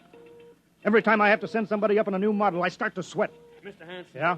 I think I've got something on the radar. No flights scheduled in, are there, Elsie? No, the whole day's cleared. It's coming in behind us. Here he comes over the building. Yeah. What crazy junkie is buzzing the field like that? Is that an Army plane, Charlie? I can't see. Here he comes back again. I know that engine. Yes, it's Steve. That's impossible. Look, that's his ship. It can't be. He's circling back for landing. Charlie, clear the field. He's coming back in. Mr. Hanson, there's not another ship in the world that looks like that. I tell you, it's got to be Steve. Thank God.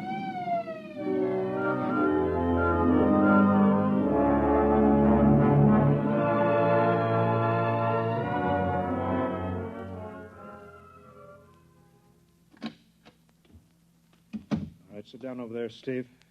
Quicker we get this done, the quicker you get over to see Mary and the baby. Elsie, give the order to check and refuel the rockets. I don't want anybody in here till I get Steve's reports. Bury any calls. All right, Steve, let's have it. What the devil happened to you? Hank, that cosmic ray bomb, does it still go off tonight? What are you talking about? Straighten out, Steve. Where have you been for the last 10 hours? Listen, Hank, there's something more important. Now, come on. I've got to get a report on the screen to Washington, so let's have it, will you? I've got to know how you stretched 10 minutes fuel to keep you in the air for 10 hours. One thing before now, I talk. Now, look, Steve. Will you have the Geiger men run over the ship before they refuel? What did you run into? So help me, Hank, I don't know. But we better check and make sure it isn't radioactive. Elsie, add a Geiger report on the standard check. Steve, maybe we better have the medics look you over, too. No, I'm all right. They said I'd be all right. They? Look, son, I know you've had a tough time, but we've had this field on the alert for 10 hours, boy. One of the Army boys cracked up looking for you, and he's hurt bad. So let's have the story. Let's have it straight. I don't know how to tell you, Hank. Hank, I saw something up there. At 300 miles? I chased something up there, Hank, and I caught it. Now, don't hand me that, listen, Steve. Listen! I was cruising along, just starting the right bank, when I spotted something. It must have been going about half my speed. It was egg-shaped and smooth. I made a pass at it, and I came back for another, and then there was a humming sound. Humming? Sort of a vibration. And then I blacked out. I was headed straight for it at 4,400 miles an hour. I thought it was going to be the biggest smash since Hiroshima. And listen, Hank, is there a drink in that bottle? Yeah, sure. Well? What happened? Hank, I came to inside their ship.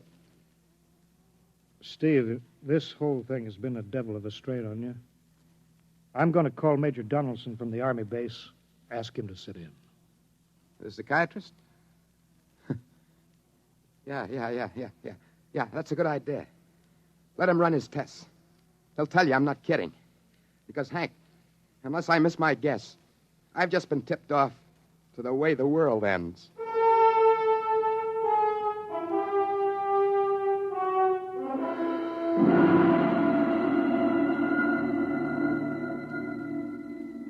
You should be getting drowsy now.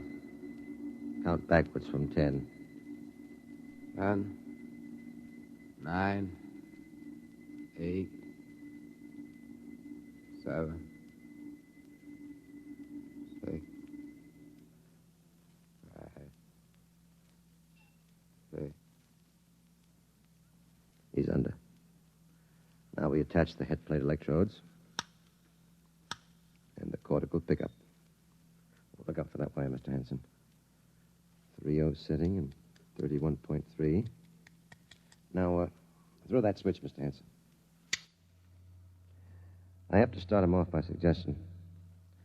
All right, Steve. You're in your ship now. You're in the rocket. Rocket? You're in the rocket. You're in the rocket, and you've just sighted something strange. Now I'm starting at 3-degree right. What's that? Hey, there's something up here. Something shining. His memory pattern. We're picking it up electronically. Something above me, Hank. I'm going to chase it. Piped through the audio circuits. Getting static. I can't hear you, Hank. This is where we lost contact with him. I'm going to make a pass at it. Hey, it's swerving to meet me. It's dead ahead now. Look out. It's dead ahead. Now what? This is where he blacked out. telling how long, minutes or hours. What's that noise? I don't know. Shh. Where? How did I get here? What? Who are you? Is he seeing things? Galactic Patrol. What's that? What are they saying, Steve? What are they saying? It's about nuclear fission. They know about it. They know the danger of it. Long ago, they had wars that almost destroyed them. But finally, they learned. Now they've outlawed war. Go on, Steve. They patrol space.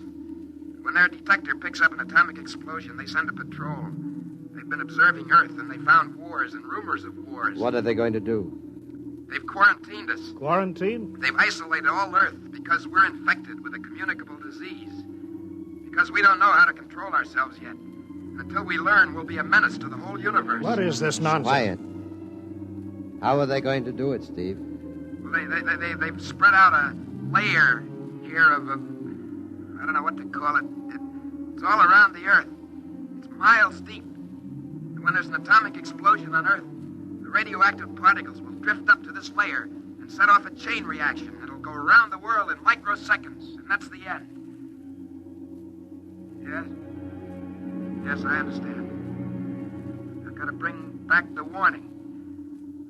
You're going to put me back in my ship to bring the warning. Now what? Blacked out again. I guess that's all. What does all that mean? It's what he remembers. You don't think that really happened? No. Narco-psychometry circuits produced what he remembers. Just means that Steve believes this happened. I don't like to see this. I've seen too many top pilots snap. Steve is the best I've known. How bad do you think he is? Well, frankly, outside of the presence of this well-organized hallucination, there are no signs of unbalance. May not be too serious. If he had a more plausible story, I'd be inclined to believe him. Warning. Hank. It's all right, boy. Did you hear it, Hank? Do you understand? Sure. We've been quarantined. No. Let me give you something to make you sleep, Steve. But don't you understand? They fixed it so that if we set off one more nuclear explosion, we will have had it. Of course. Now, don't roll your sleeve down. You don't believe me? Now, take it easy, Steve. But the test, they're setting off the cosmic ray bomb, Hank, tonight. What time is it? 11:20. It's scheduled for midnight. Hank, we've got to stop that bomb. Let Donaldson give you the hypos. You got to believe me. I saw them. I got the warning. If we touch off the Q-bomb tonight, we'll be the biggest galactic 4th of July of all time. The whole Earth will go up like a Roman candle. April 10th, 1965, the end. Look, Steve, you better calm down now. Don't you want to see Mary and the baby? You've got a new son, remember? That's just it. I want to see my son. I want him to live. If the bomb goes off, Hank, we got to stop it. Mr. Hanson, I think we'd better get over to the base hospital. Hank, you got to believe me. Sure, Steve. Maybe there's something to it. Look, it's out of our hands now, Steve. I'll put it in a report, shove it into Washington in the morning. In the morning? There won't be any morning, Hank. You've got to call Washington now. Get the head of the Security Commission and postpone the test. Now, you know I can't do that. My neck would be out a mile. Besides, this is 1965, not 45. 20 countries have the atomic bomb now. What's the use of stopping just this one? The rest will keep right on popping them off. Well, then we'll have to call an international conference. Can't you understand, Hank? The first one that goes off finishes us. It's the end. They've given us the quarantine warning. Steve, I think you'd better go with us to the base hospital. Look, Steve, we can call up for a detail if we have to. All right, I'll go with you. You don't need a straitjacket. That's the way, Steve. You'll probably feel better by morning. Let's go.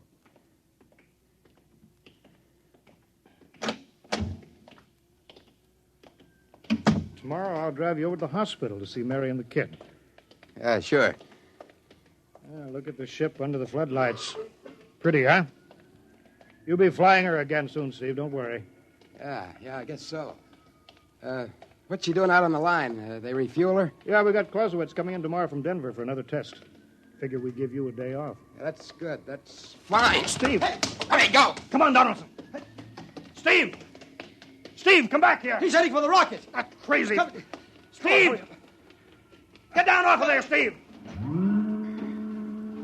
We can't get at him now. That hood is armor glass. He's waving. Towards control. The radio. Come on. I should have gotten help. Come on. The radio's still hooked up. Hello. Hello, Steve. Listen to me, Hank. You gotta call Washington now. Look, Steve, come out of the rocket. I'll call my men, Henson. Don't try anything, Hank.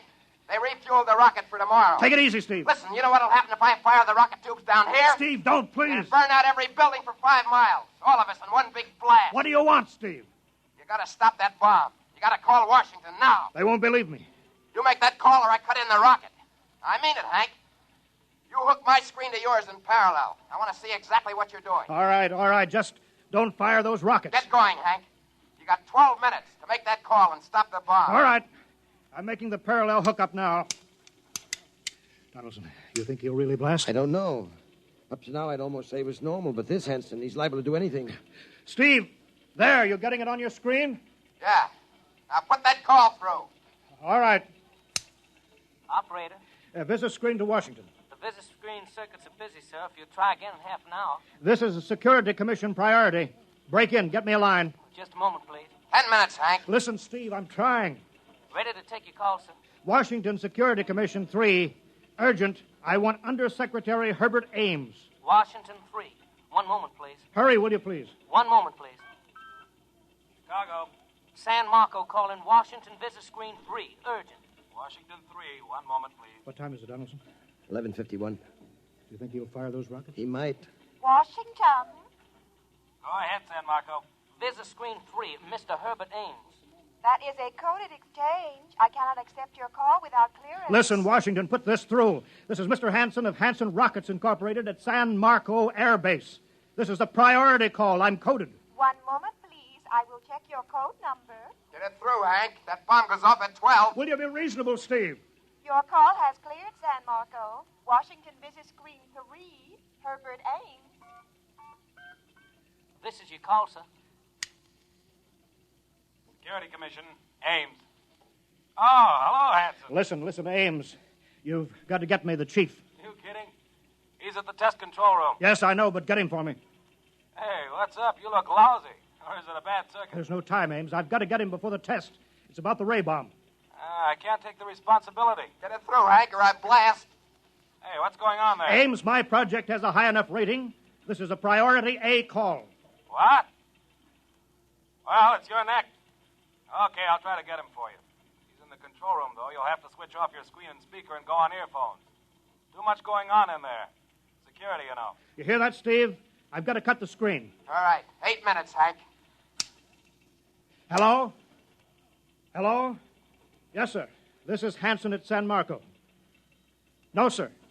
Priority A request to cancel the bomb test. No, look, I'm serious. I'm deadly serious. We sent the X-2JTR up today to the outer limit, and we uncovered evidence. Yes, on the automatic instruments. What's that? No, this possible chain reaction. No, I can't tell you the whole story. There isn't time. Yes, I'll bring the readings into Washington in the morning. You've got to postpone the test till you see them. Yes, I understand that. I understand about the press. I'll take complete responsibility for this. What's that? Look, I've worked on contracts for the Commission for 10 years now. Yes, I have complete confidence in my information. You can record that. All right. I'll call you back immediately. Goodbye. Hank? He's agreed to cancel. The ray bomb won't go off. Thank God. All right, Steve. You can come down out of the ship.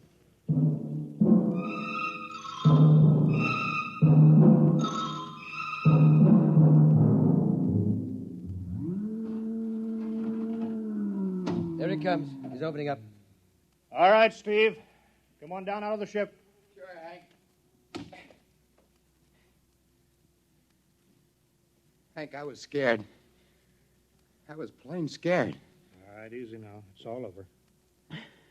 Bomb won't go off. Thank God. Hey, look. I want to see Mary and the baby. Can you get me transportation now? Hey, wait a minute. It's almost 12. They won't let you in the hospital now. I want to see the baby. For sure you do, but you've been under strain. I've got a shot here for you, Steve. Give you a good night's sleep. All right. Roll up your sleeve. Sure. Now, that'll make you sleep. Sergeant will find you a bed. Come on, Mr. Weston. Well, good night, Hank. I am kind of beat. It's been a tough night.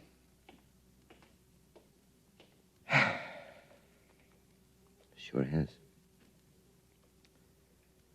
Thought for a minute he was going to blast those rockets and send us all to Kingdom Come. Yeah. Quite a stunt getting the ray bomb test called off. It isn't called off. But the call. Ames couldn't get the chief. I was talking to a blank screen. Bomb goes off in a couple of minutes. Oh. Poor Steve. He's one of the best. He was the best. 1 in 10 million. Some story of his, poor guy. For a while, he almost had me believing that quarantine. That's a very common delusion. The end of the world. Last night, never saw the stars so bright. Better be getting in. That wind is cold. Bomb goes off in 30 seconds. Poor Steve. You know, Hanson, there's just one thing. Yeah? It's outside my field, but I'm curious. How did he keep that ship in the air for 10 hours with only 10 minutes fuel?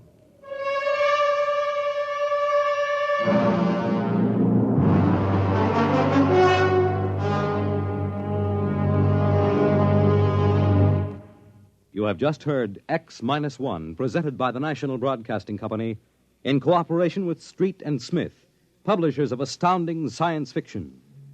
Tonight, by transcription, X-1 has brought you The Outer Limit by Graham Dorr, as adapted for radio by Ernest Kenoy. Featured in the cast were Joseph Julian, Wendell Holmes, Joe DeSantis, Bob Hastings, James Dukas, and Freddie Chandler. Your announcer, Fred Collins.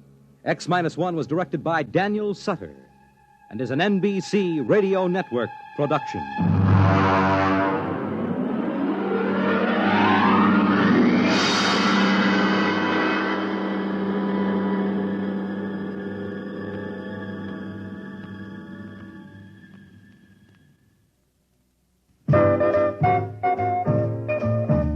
You don't have to stop whatever you're doing to listen to your radio. Though you may have a lot to do whatever you've got to do.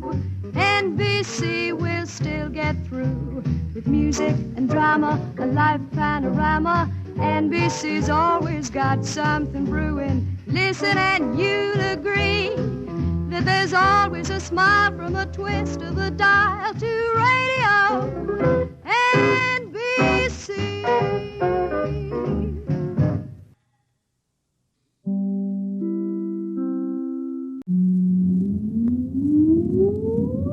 Countdown for blast off.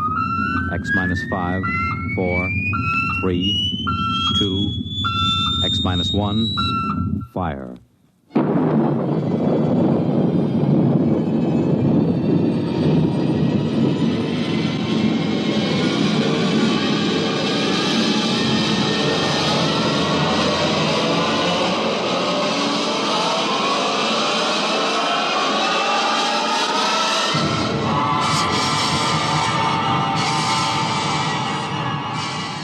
From the far horizons of the unknown come tales of new dimensions in time and space. These are stories of the future, adventures in which you'll live in a million, could be years, on 1,000 maybe worlds. The National Broadcasting Company, in cooperation with Galaxy Science Fiction Magazine, presents X minus 1.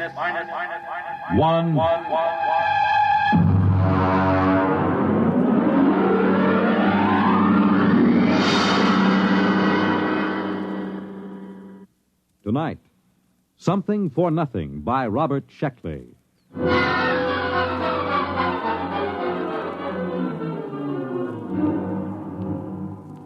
I woke up when I thought I heard a voice. But I must have been mistaken because there was no one in my room. There was the same network of cracks in the muddy yellow ceiling and the same water dripping slowly and mournfully through from the roof. I'd seen it 100 times before, the worst room in a cheap hotel. But then, when I swung my feet onto the floor, I saw it. It was a machine on the floor. It hadn't been there when I went to sleep the night before. It was about 3 feet square, and it was humming softly. The crackled gray surface was featureless, except for a red button in one corner and a brass plate in the center. I leaned in closer and read the marking. Class A utilizer, Series AA1256432. Warning, this machine should be used only by Class A ratings. Hey, where did you come from? A utilizer, huh? What do you utilize? No switches, no knobs, just one red button. Okay, we'll give it a try. Here goes the button. All right, what happens now? Little green men drop from the ceiling? Okay, we'll push it again. Oh, come on, do something. Guess I'll have to pawn it. Unless Charlie will give me $1 for the metal for junk. Boy, it's heavy. Can't even get the corner off the floor. They should have sent me somebody to help. Where do you want it, Mac? Hey! Where did you come from? Come on. We haven't got all day. Where do you want it? Lucky it's one of the small ones. The big models up roots to get a grip on. Who are you? Moving man. What do I look like? Queen of the May? But where did you come from? You just appeared in the room. What are you doing here? I'm from the Power Vinyl Movers Incorporated, and I came because you wanted movers. That's why. Now, where do you want it? Well, I don't know. I'm not sure. Look, you go away. I'll call for you later. Okay, Mac. It's your problem. Utilizer, huh? Utilizer. Well, I don't know where you came from, but I know what you are. You're a wishing machine.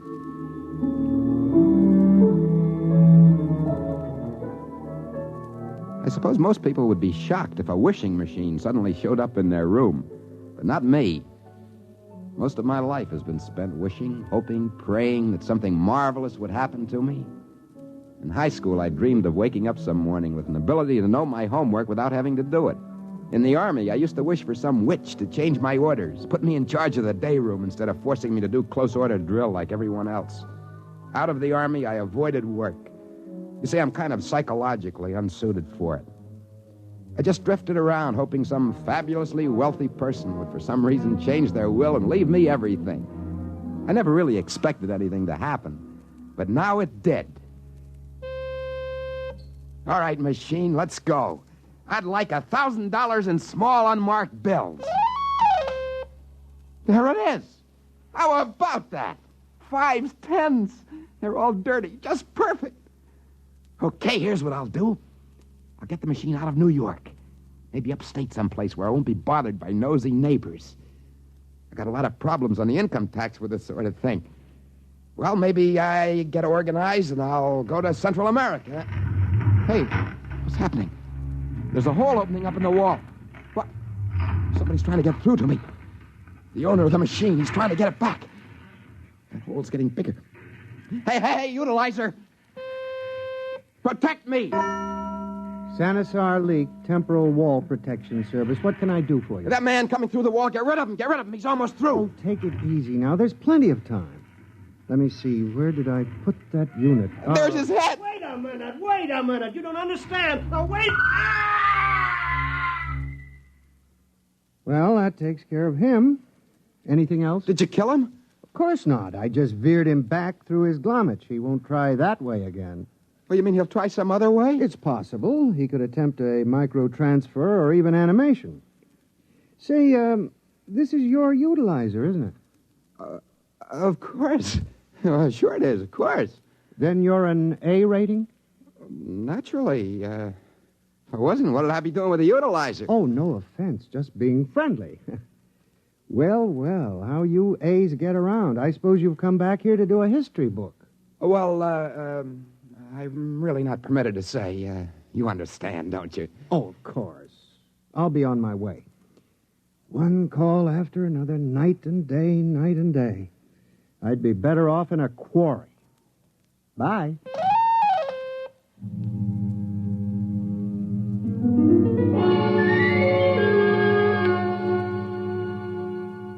There I was alone with the machine, with $1,000 in small bills scattered around the floor. Those A ratings, whoever they were, had it pretty good. Want something, just ask for it. Press the button. Well, the next few days marked a great change in my fortunes. With the aid of the power vinyl movers, I took the utilizer to upstate New York. There I bought a medium-sized mountain in a neglected corner of the Adirondacks. And once the papers were in my hands, I walked to the center of my properties, several miles from the highway, with the men from the moving company sweating behind me, carrying the utilizer. On all sides, as far as I could see, were closely spaced forests of birch and pine. The air was sweet and damp. Birds were chirping merrily in the treetops. An occasional squirrel darted by. I always loved nature. This would be the perfect spot to build a large, impressive house with swimming pool, tennis courts, and possibly a small airport. So I pushed the button. Yes, sir. Can I be of service? I want a house. Well, yes, sir, but you really must be more specific. Do you want something classic, like a bungalow, ranch, split-level, mansion, castle, or palace? Or primitive, like an igloo or hut? Since you're an A, you could have something up to the minute, like a semi-face, an extended new, or a sunken miniature. I don't know. What do you suggest? A small mansion. They usually start with that. They do? Oh, yes. Later, they move to a warm climate and build a palace. Shall we start immediately? Oh, yeah, sure. Fine. Start immediately. I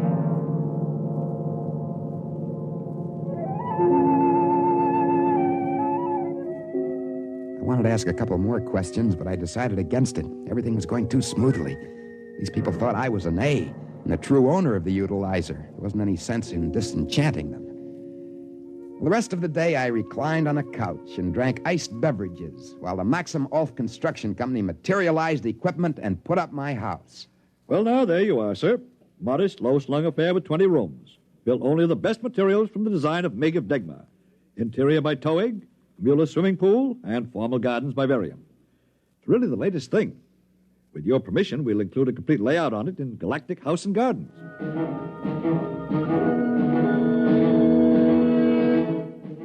By evening, it was completed, and the small army of workmen packed up their equipment and then vanished. I allowed my chef to prepare a light supper for me, and afterwards I sat in my cool living room to think the whole thing over. In front of me, humming gently, sat the utilizer. I ordered cigars. Havana.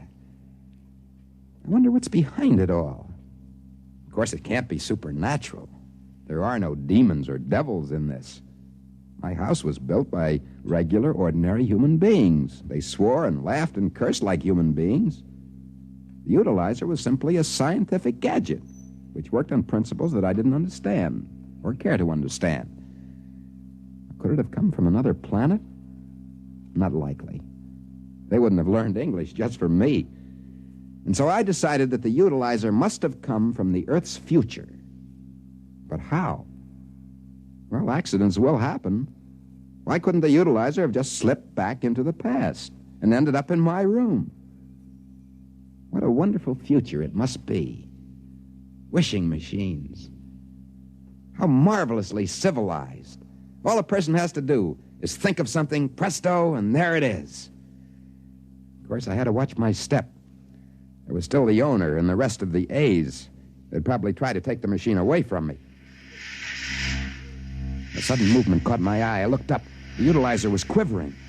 As I walked towards it, a faint mist of steam came out of it. Must be overheating, maybe a bucket of water. Then I noticed it was becoming smaller. It was no more than 2 feet square and shrinking before my eyes.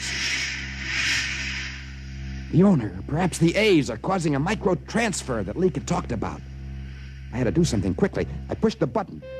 Leak Protection Service! Well, now look here. I was on my way to the golf course. Must I be disturbed every time? Do something. Look at it. It's shrinking. It's getting smaller. It's getting hot. Do something. Well, there's nothing I can do. Temporal wall is all I'm licensed for.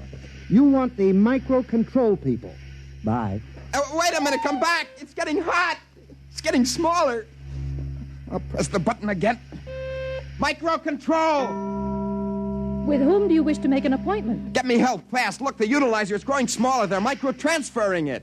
Well, Mr. Vergnan is out to lunch. He's disowned himself. I can't reach him. Well, who can you reach? Well, Mr. Vierce is in the D continuum, and Mr. Elgis is doing field work in Paleontic Europe. If you're really in a rush, maybe transfer point control. They're a smaller unit. All right. Transfer point control. Ow! That button's hot. I gotta push it. Gotta push that button. Transfer point control. Well, what can I do for you? Just a minute. I'll take care of that. There you are. Got just in time, didn't I? Ain't fancy, but we're all reliable. My hand, my finger, it's burned. Can you do something? Who, me? Nope, not my department. Do one thing, do it well, I always say. Bye. My finger, it's burned. Push the button again. Now fix me up. Fix my finger. That's better. Much better.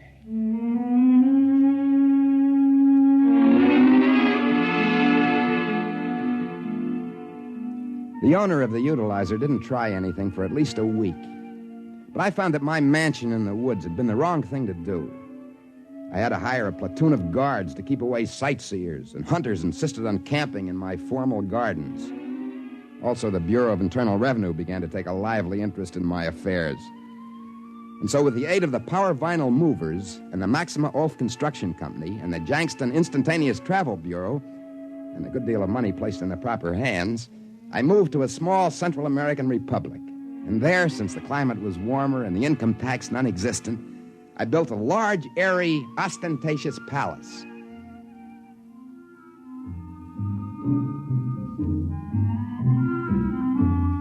It came equipped with the usual accessories: horses, dogs, peacocks, servants, musicians, bevies of dancing girls, and everything a palace should have. I spent 2 weeks just exploring the place. One morning, I went up to the utilizer with the vague intention of asking for a sports car, or perhaps a small herd of pedigreed cattle. But as I bent over the gray machine and reached for the red button... Hey, where are you going? Hey, you can't move. You weigh a ton. Hold still so I can push the button.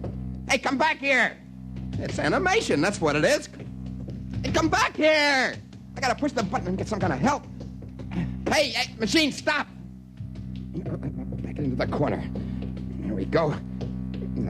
There we are. Careful, can't let it get through the door.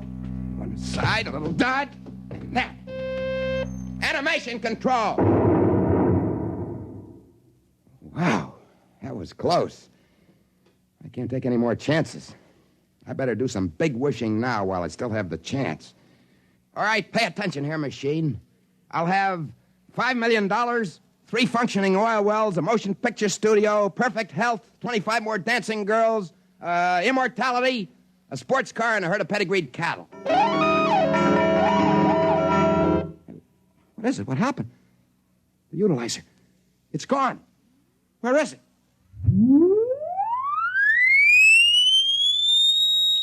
Wait a minute. What happened to me? I'm gone, too.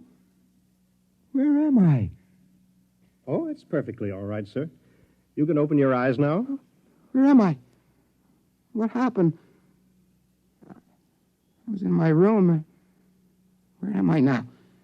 Where's the utilizer? Oh, it's been returned to stock. Wait a minute. You're the one that tried to come through the wall.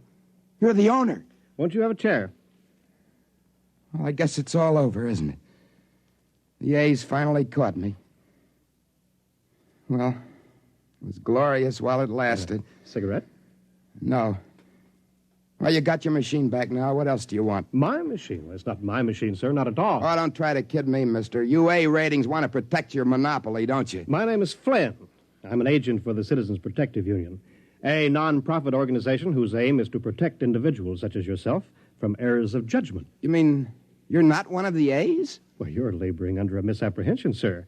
The A rating does not represent a social group as you seem to believe. You mean it's not an aristocracy, a hereditary... Oh, goodness, no. An A rating is merely a credit rating. A what? A credit rating. Well, now, you haven't got much time, so I'll make this as brief as possible here. You're quite correct, sir, that this is the future, as you put it. Ours is a decentralized age, sir. Our businesses, industries, and services are scattered throughout an appreciable portion of space and time. Now, the utilization corporation that produces the utilizer is an essential link. It provides for the transfer of goods and services from point to point. Do you understand? Well, yeah. I get it. Well, credit, of course, is an automatic privilege. But eventually, well, everything must be paid for. Paid for? Hey, nobody said anything about paying. What are you talking about? Well, now, of course, you certainly couldn't have expected to be provided with all these services without paying. Well, then why didn't somebody stop me? They must have known I didn't have a proper rating. Oh, credit ratings are suggestions, not laws. In a civilized world, an individual has the right to his own decision. I'm very sorry, sir. Now, would you care to look at this bill and tell me whether it's an order? Bill? What bill? For all the services that you ordered from the utilizer. There they are. There's, let's see, there's one palace with accessories, credit $450 million. Services Maxima Ulf Movers, 111,000 credits. 122 dancing girls, 1,222,000. Perfect Health, 8,882,422. Well, there's a whole list of them here. The total comes to slightly less than 18 million credits. Hey, wait a minute. I can't be held to this. The utilizer just dropped into my room by accident. Well, that's the very fact I'm going to bring to their attention. What's going to happen to me? Oh, it's already happened. You've been adjudged through bankruptcy court. Good luck. Goodbye. What? Where am I?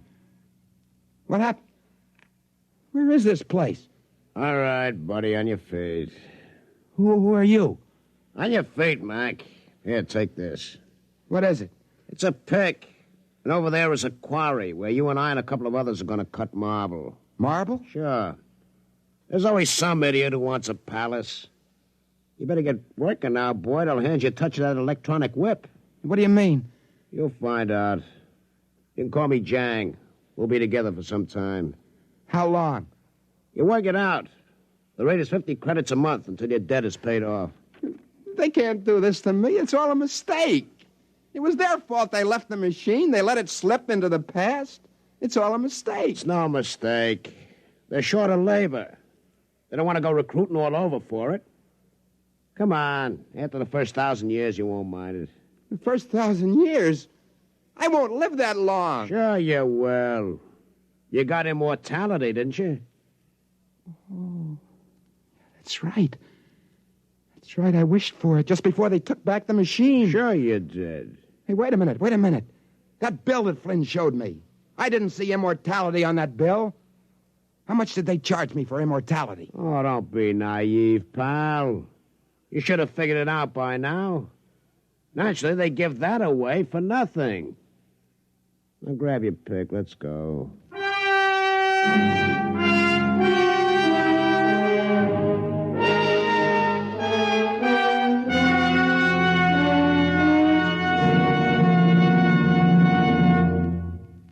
You have just heard X-1, presented by the National Broadcasting Company in cooperation with Galaxy Science Fiction Magazine, which this month features Founding Father by Clifford D. Simak, the story of a man whose job was to be first in the hearts of his countrymen, if he ever managed to find them.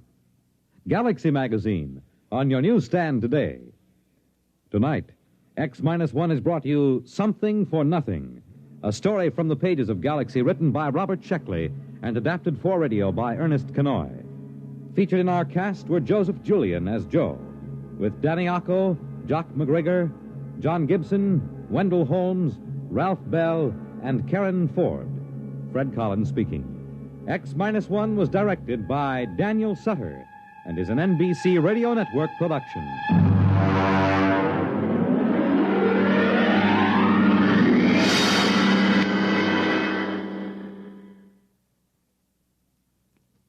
Scanning the globe ever watchful, the NBC Radio News Department maintains a 24-hour vigil on the world. From the UN, from Washington, from the Middle East, NBC Radio newsmen are on the beam, reporting the news from where it happens as it happens. Every minute of the day, news streams into the NBC newsroom, is sifted and evaluated. Every 60 minutes, the most important stories are broadcast to you by top commentators like Chet Huntley, David Brinkley, and Alex Dreyer on News on the Hour. And when the hot stories break, you get them in a flash on Hotline. It's like having a seat in the NBC radio newsroom. Listen for News on the Hour and the exclusive Hotline service all day, every day on most of these stations.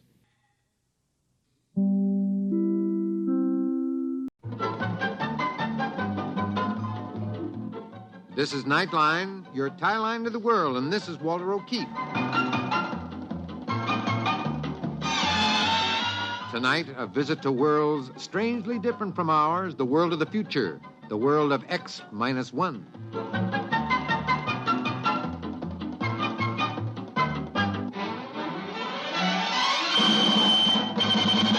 Now, here is the future, X-1. Countdown for blast off. X-5, 4, 3, 2, X-1, fire.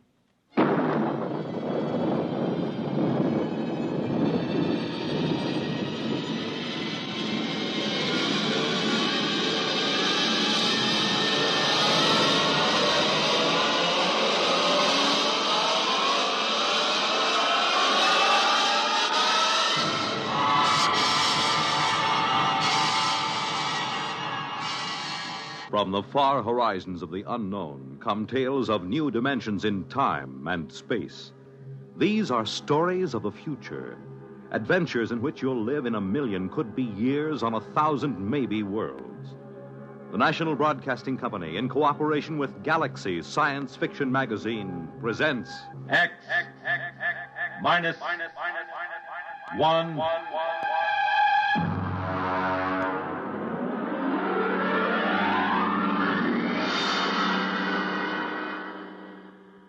Tonight, Shock Troop.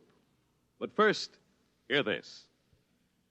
Saturday, November 30th, an overflow crowd is expected to jam Municipal Stadium in Philadelphia for the 58th contest in a series that each year brings to a climax the greatest rivalry in college football. Saturday, November 30th, Army versus Navy. And you have a seat on the 50-yard line as Monitor brings you this gridiron. Mel Allen and Al Helfer will describe all the action, the excitement, the color of the game as Army pits its bruising running attack against Navy's rugged defense and expert passing. You and your family won't want to miss the big Army-Navy football game Saturday, November 30th on Monitor. And you'll want to stay with Monitor for a weekend of sparkling and diversified entertainment.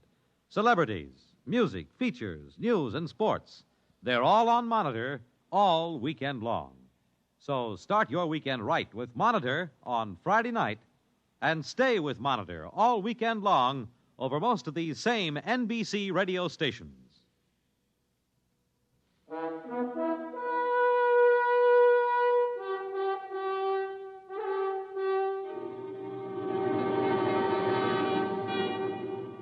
And now, X-1 and tonight's story, Shock Troop.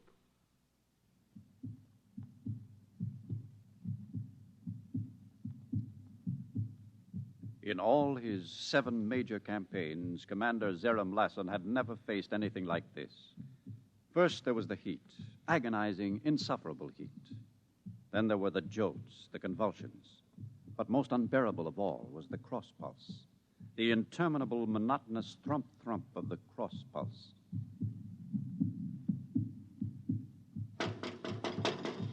Come in. Hello, Perrock. Close the bulkhead. This heat's driving me mad. Zarium, I think we ought to abandon this project. Abandon? As chief psychotechnician, I recommend it. Oh? On what do you base this? This macroorganism is unlike anything we've ever tried to colonize before. It's much too complicated. Complicated? Perrock, I've colonized life forms on 7 other worlds, and each time I've been advised to turn back. I know your record, Zarim, but this creature is different. How? Well, for one thing, it has a highly organized psychoelectric system. The shock waves are fantastic. I've already lost 3 technicians. These are shock troops. They know the risk. And for another Perrock, thing... you're a fine scientist, but you're no leader of troops. This creature we've invaded will be subdued and brought under positive permanent control. We will achieve thermobiological conditioning to reduce the heat. We will achieve damping to muffle the crossbeat. And we will establish neuromuscular controls. And we will do all these things because I say we will. Now come along. We'll inspect the tunnels. Ready? Yes. I'll open the bulkhead.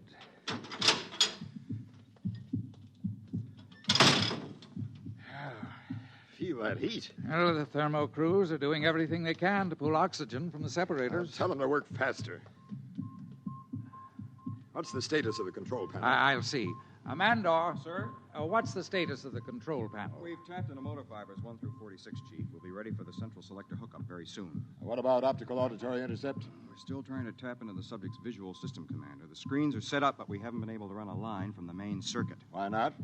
The charge in the main trunks is too potent, sir. Our instruments won't take the surges of current. Any installed transformers or resistances. Now get it down. But, sir, 2 crews working in this heat with that noise. I don't care about the heat or the noise. It is absolutely essential that we hook up visual intercept. I want you to... Convulsions! Hit the stanchions! Hang on!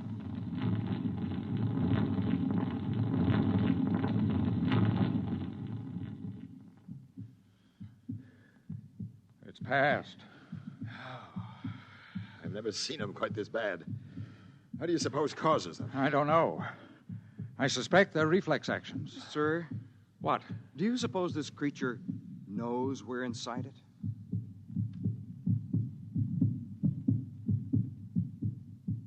Ceaselessly, the shock troops worked inside the host creature, burrowing through capillaries, tapping into nerves, trying desperately to intercept the intelligence and sensations so they might bring it under control.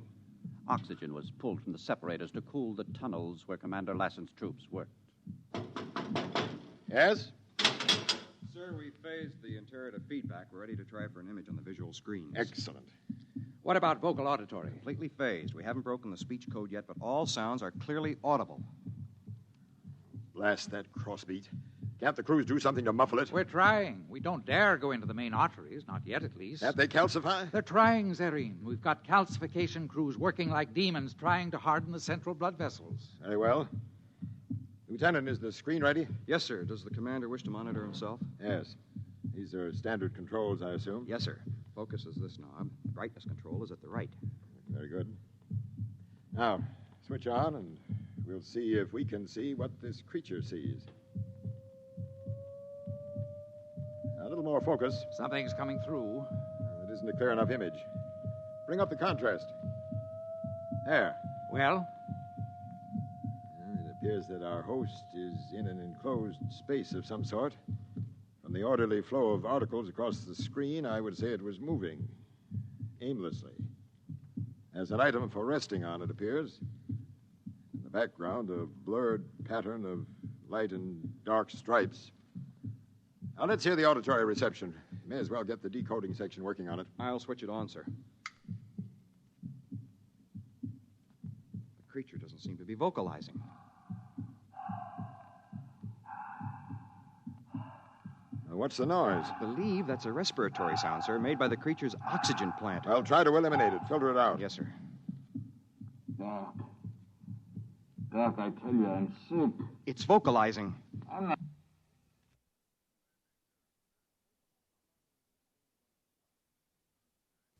I'm not trying to pull anything, Doc. There's something wrong inside me. Honest. Doc, please. Try to break down the pattern. I want to know what the creature is communicating. Yes, sir.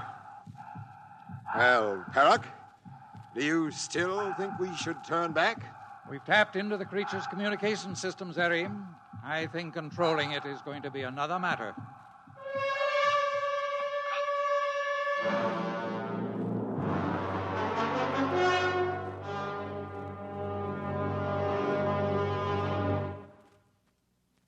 We'll return to X-1 and Shock Troop in just a moment. But first...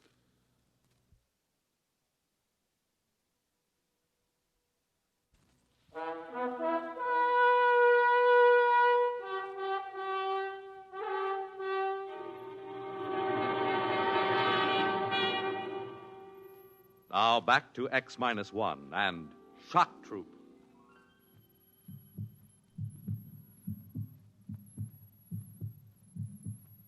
Inside the subject, the work continued hour after hour, day after day. Inside the control room, Commander Lassen was haggard and weary. Outside, the crews labored in the tunnels, calcifying blood vessels, tapping into sensory nerves, tying circuits across sympathetic nerve fibers, and still no positive control. Zarim? Oh, Barak. What's happening? Well, we're making slow progress, Zarim. Between the heat and the cross pulse, the men are beginning to crack up. They need a rest. Anyone caught loafing on the job will be fed into the disposal units. Those are my orders. Isn't that a bit hard? Are you questioning my authority? Yes, I think you've been working too hard. I'll have you... Listen. What? The silence. They've done it. Modification section has muffled the crossbeat. You're right. What a relief. Come on, let's try the audiovisual again. Maybe we'll be able to hear something now. There's a picture coming in. It's the same picture. Blurry, barred pattern. Objects for sitting and reclining. Switch on the auditory. Right. It's vocalizing. Listen. I guess I didn't. It happened all of a sudden. This pain in my heart. Like it slowed down. I'm sick. There's something wrong with me. If only decoding would crack the speech pattern so we knew what it was saying. There seems to be another macroorganism in the room with it. Dressed in white, it seems. Yes, I see. I'm not faking, Doctor. You gotta do something. I want the speech pattern given number one priority. No time for... That's condition red. Commander, a vein is ruptured in Tunnel C. There's a leukocyte breakthrough. Get the guns. I want a coagulant crew in there at once. There are hundreds of the monsters, Commander. Shall we seal off the tunnel? And lose weeks of calcifying? Come on, we'll try to coagulate. To the corridor. Ahead, crews were lugging hand sterilizers and broad-spectrum coagulators. Inside the tunnel, the scene was bedlam. There was a break in the wall, hemorrhaging profusely. Crewmen waded knee-deep in the nauseous sea of thrombin. Red corpuscles knocked them off balance. Every so often, a sickening gray leukocyte would rear up and embrace a crewman in a grip of acid death.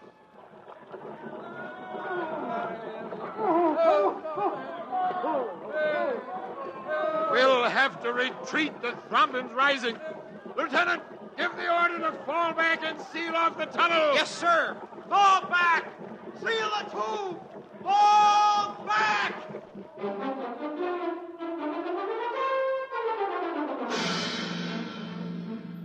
The struggle continued. New tunnels were formed. More nerves tied into central control. Veins and arteries calcified. The heat reduced to a livable temperature. Slowly, the morale of the shock troops inched higher, and Commander Lassen relaxed and grew more amiable. Well, Barak, ready for the big event? Yes, my crew is standing by. Good. We'll try an auditory visual intercept first, and then we'll attempt to control a few responses. We've tapped into the creature's hearing circuit now so that we can hear what it hears as well as what it says. Excellent. Switch on the screen.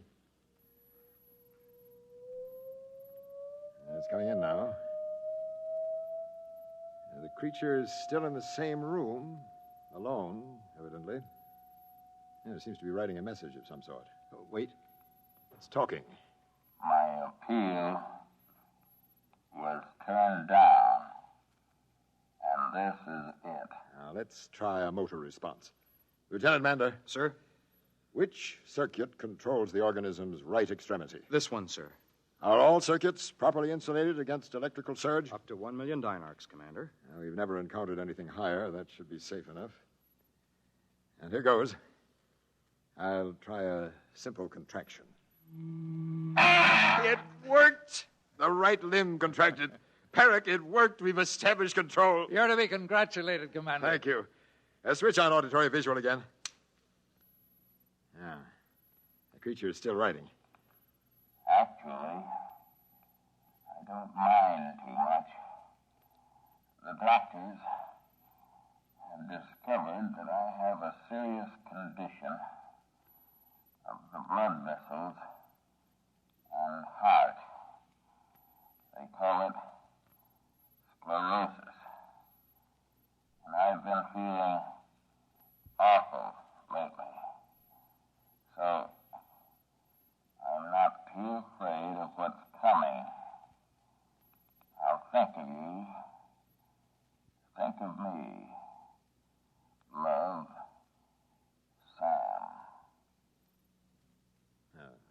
message is concluded. Let's try another motor response. I'm going to manipulate the creature's legs now to make it locomote toward the barred pattern. Ready? Ready, sir. It's moving! Excellent, excellent. Perrick, have the crews clean up the remaining circuits. Make absolutely certain that the electrical hazard is reduced to a minimum. I can't afford to lose any more troops. Now, what about the speech code? Decoding thinks they may break it any moment now. I'll keep them working. Give the troops extra rations and pay and commend them for a good job. If all goes well, we'll send for colonists within a week.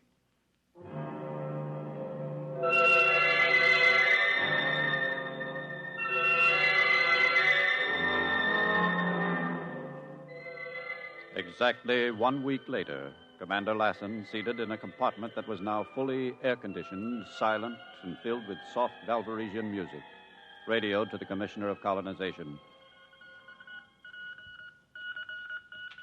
So everything is ready. With the exception of the speech code, we have complete primary control of all circuits. We'll expect first 10,000 colonists as soon as transport can be arranged. Lassen, I'll send that at once. Come in. What is it, Perrick? I don't know. There are changes in the intercept screens. What kind of changes? Well, for one thing, there's a temperature drop in the upper quadrant of the creature. Then it seems to be changing its surroundings. I'll come out and have a look. There, you see? There are other macro creatures in the room now. There. One of them has a black robe. Well, what's so alarming? The speech pattern of the black robed creature is unlike anything we've ever heard before. Turn on auditory intercept.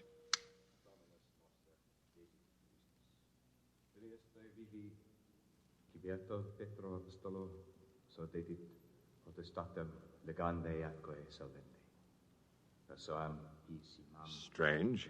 Look at the temperature drop up there. Let me try touching the creature's cranial region.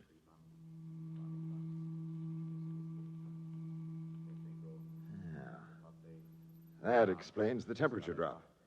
The mat of thread-like growth has been entirely removed. Look, the black-robed one has moved away. Now another creature approaches. Our host entity is being seated. Now, bands are being placed on its wrists and legs. That's interesting. I don't like it. What are you worried about? I don't know. It frightens me. Look.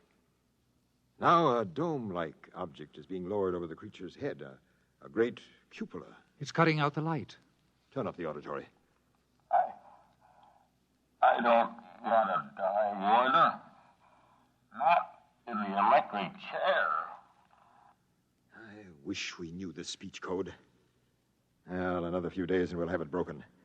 Then, total victory will be ours. Total victory. What's happening now, Zarim? I don't know. Everything is quiet. The creature is waiting in the dark for something to happen, apparently. I wonder what.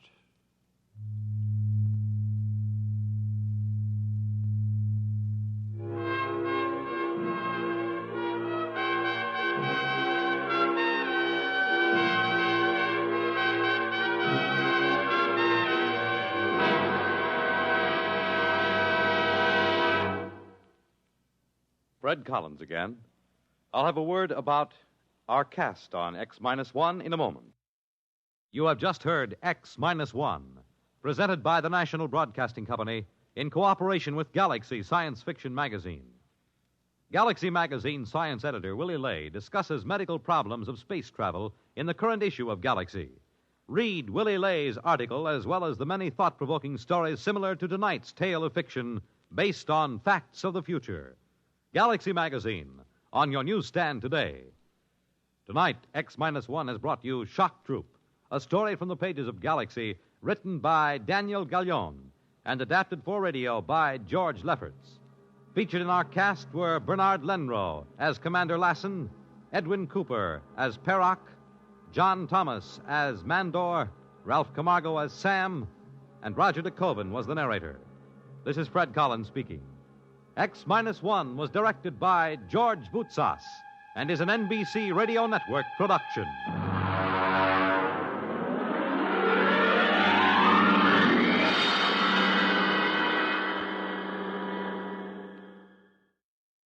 Walter O'Keefe is your guide to new worlds of nighttime entertainment on Nightline, tonight over most of these NBC radio stations.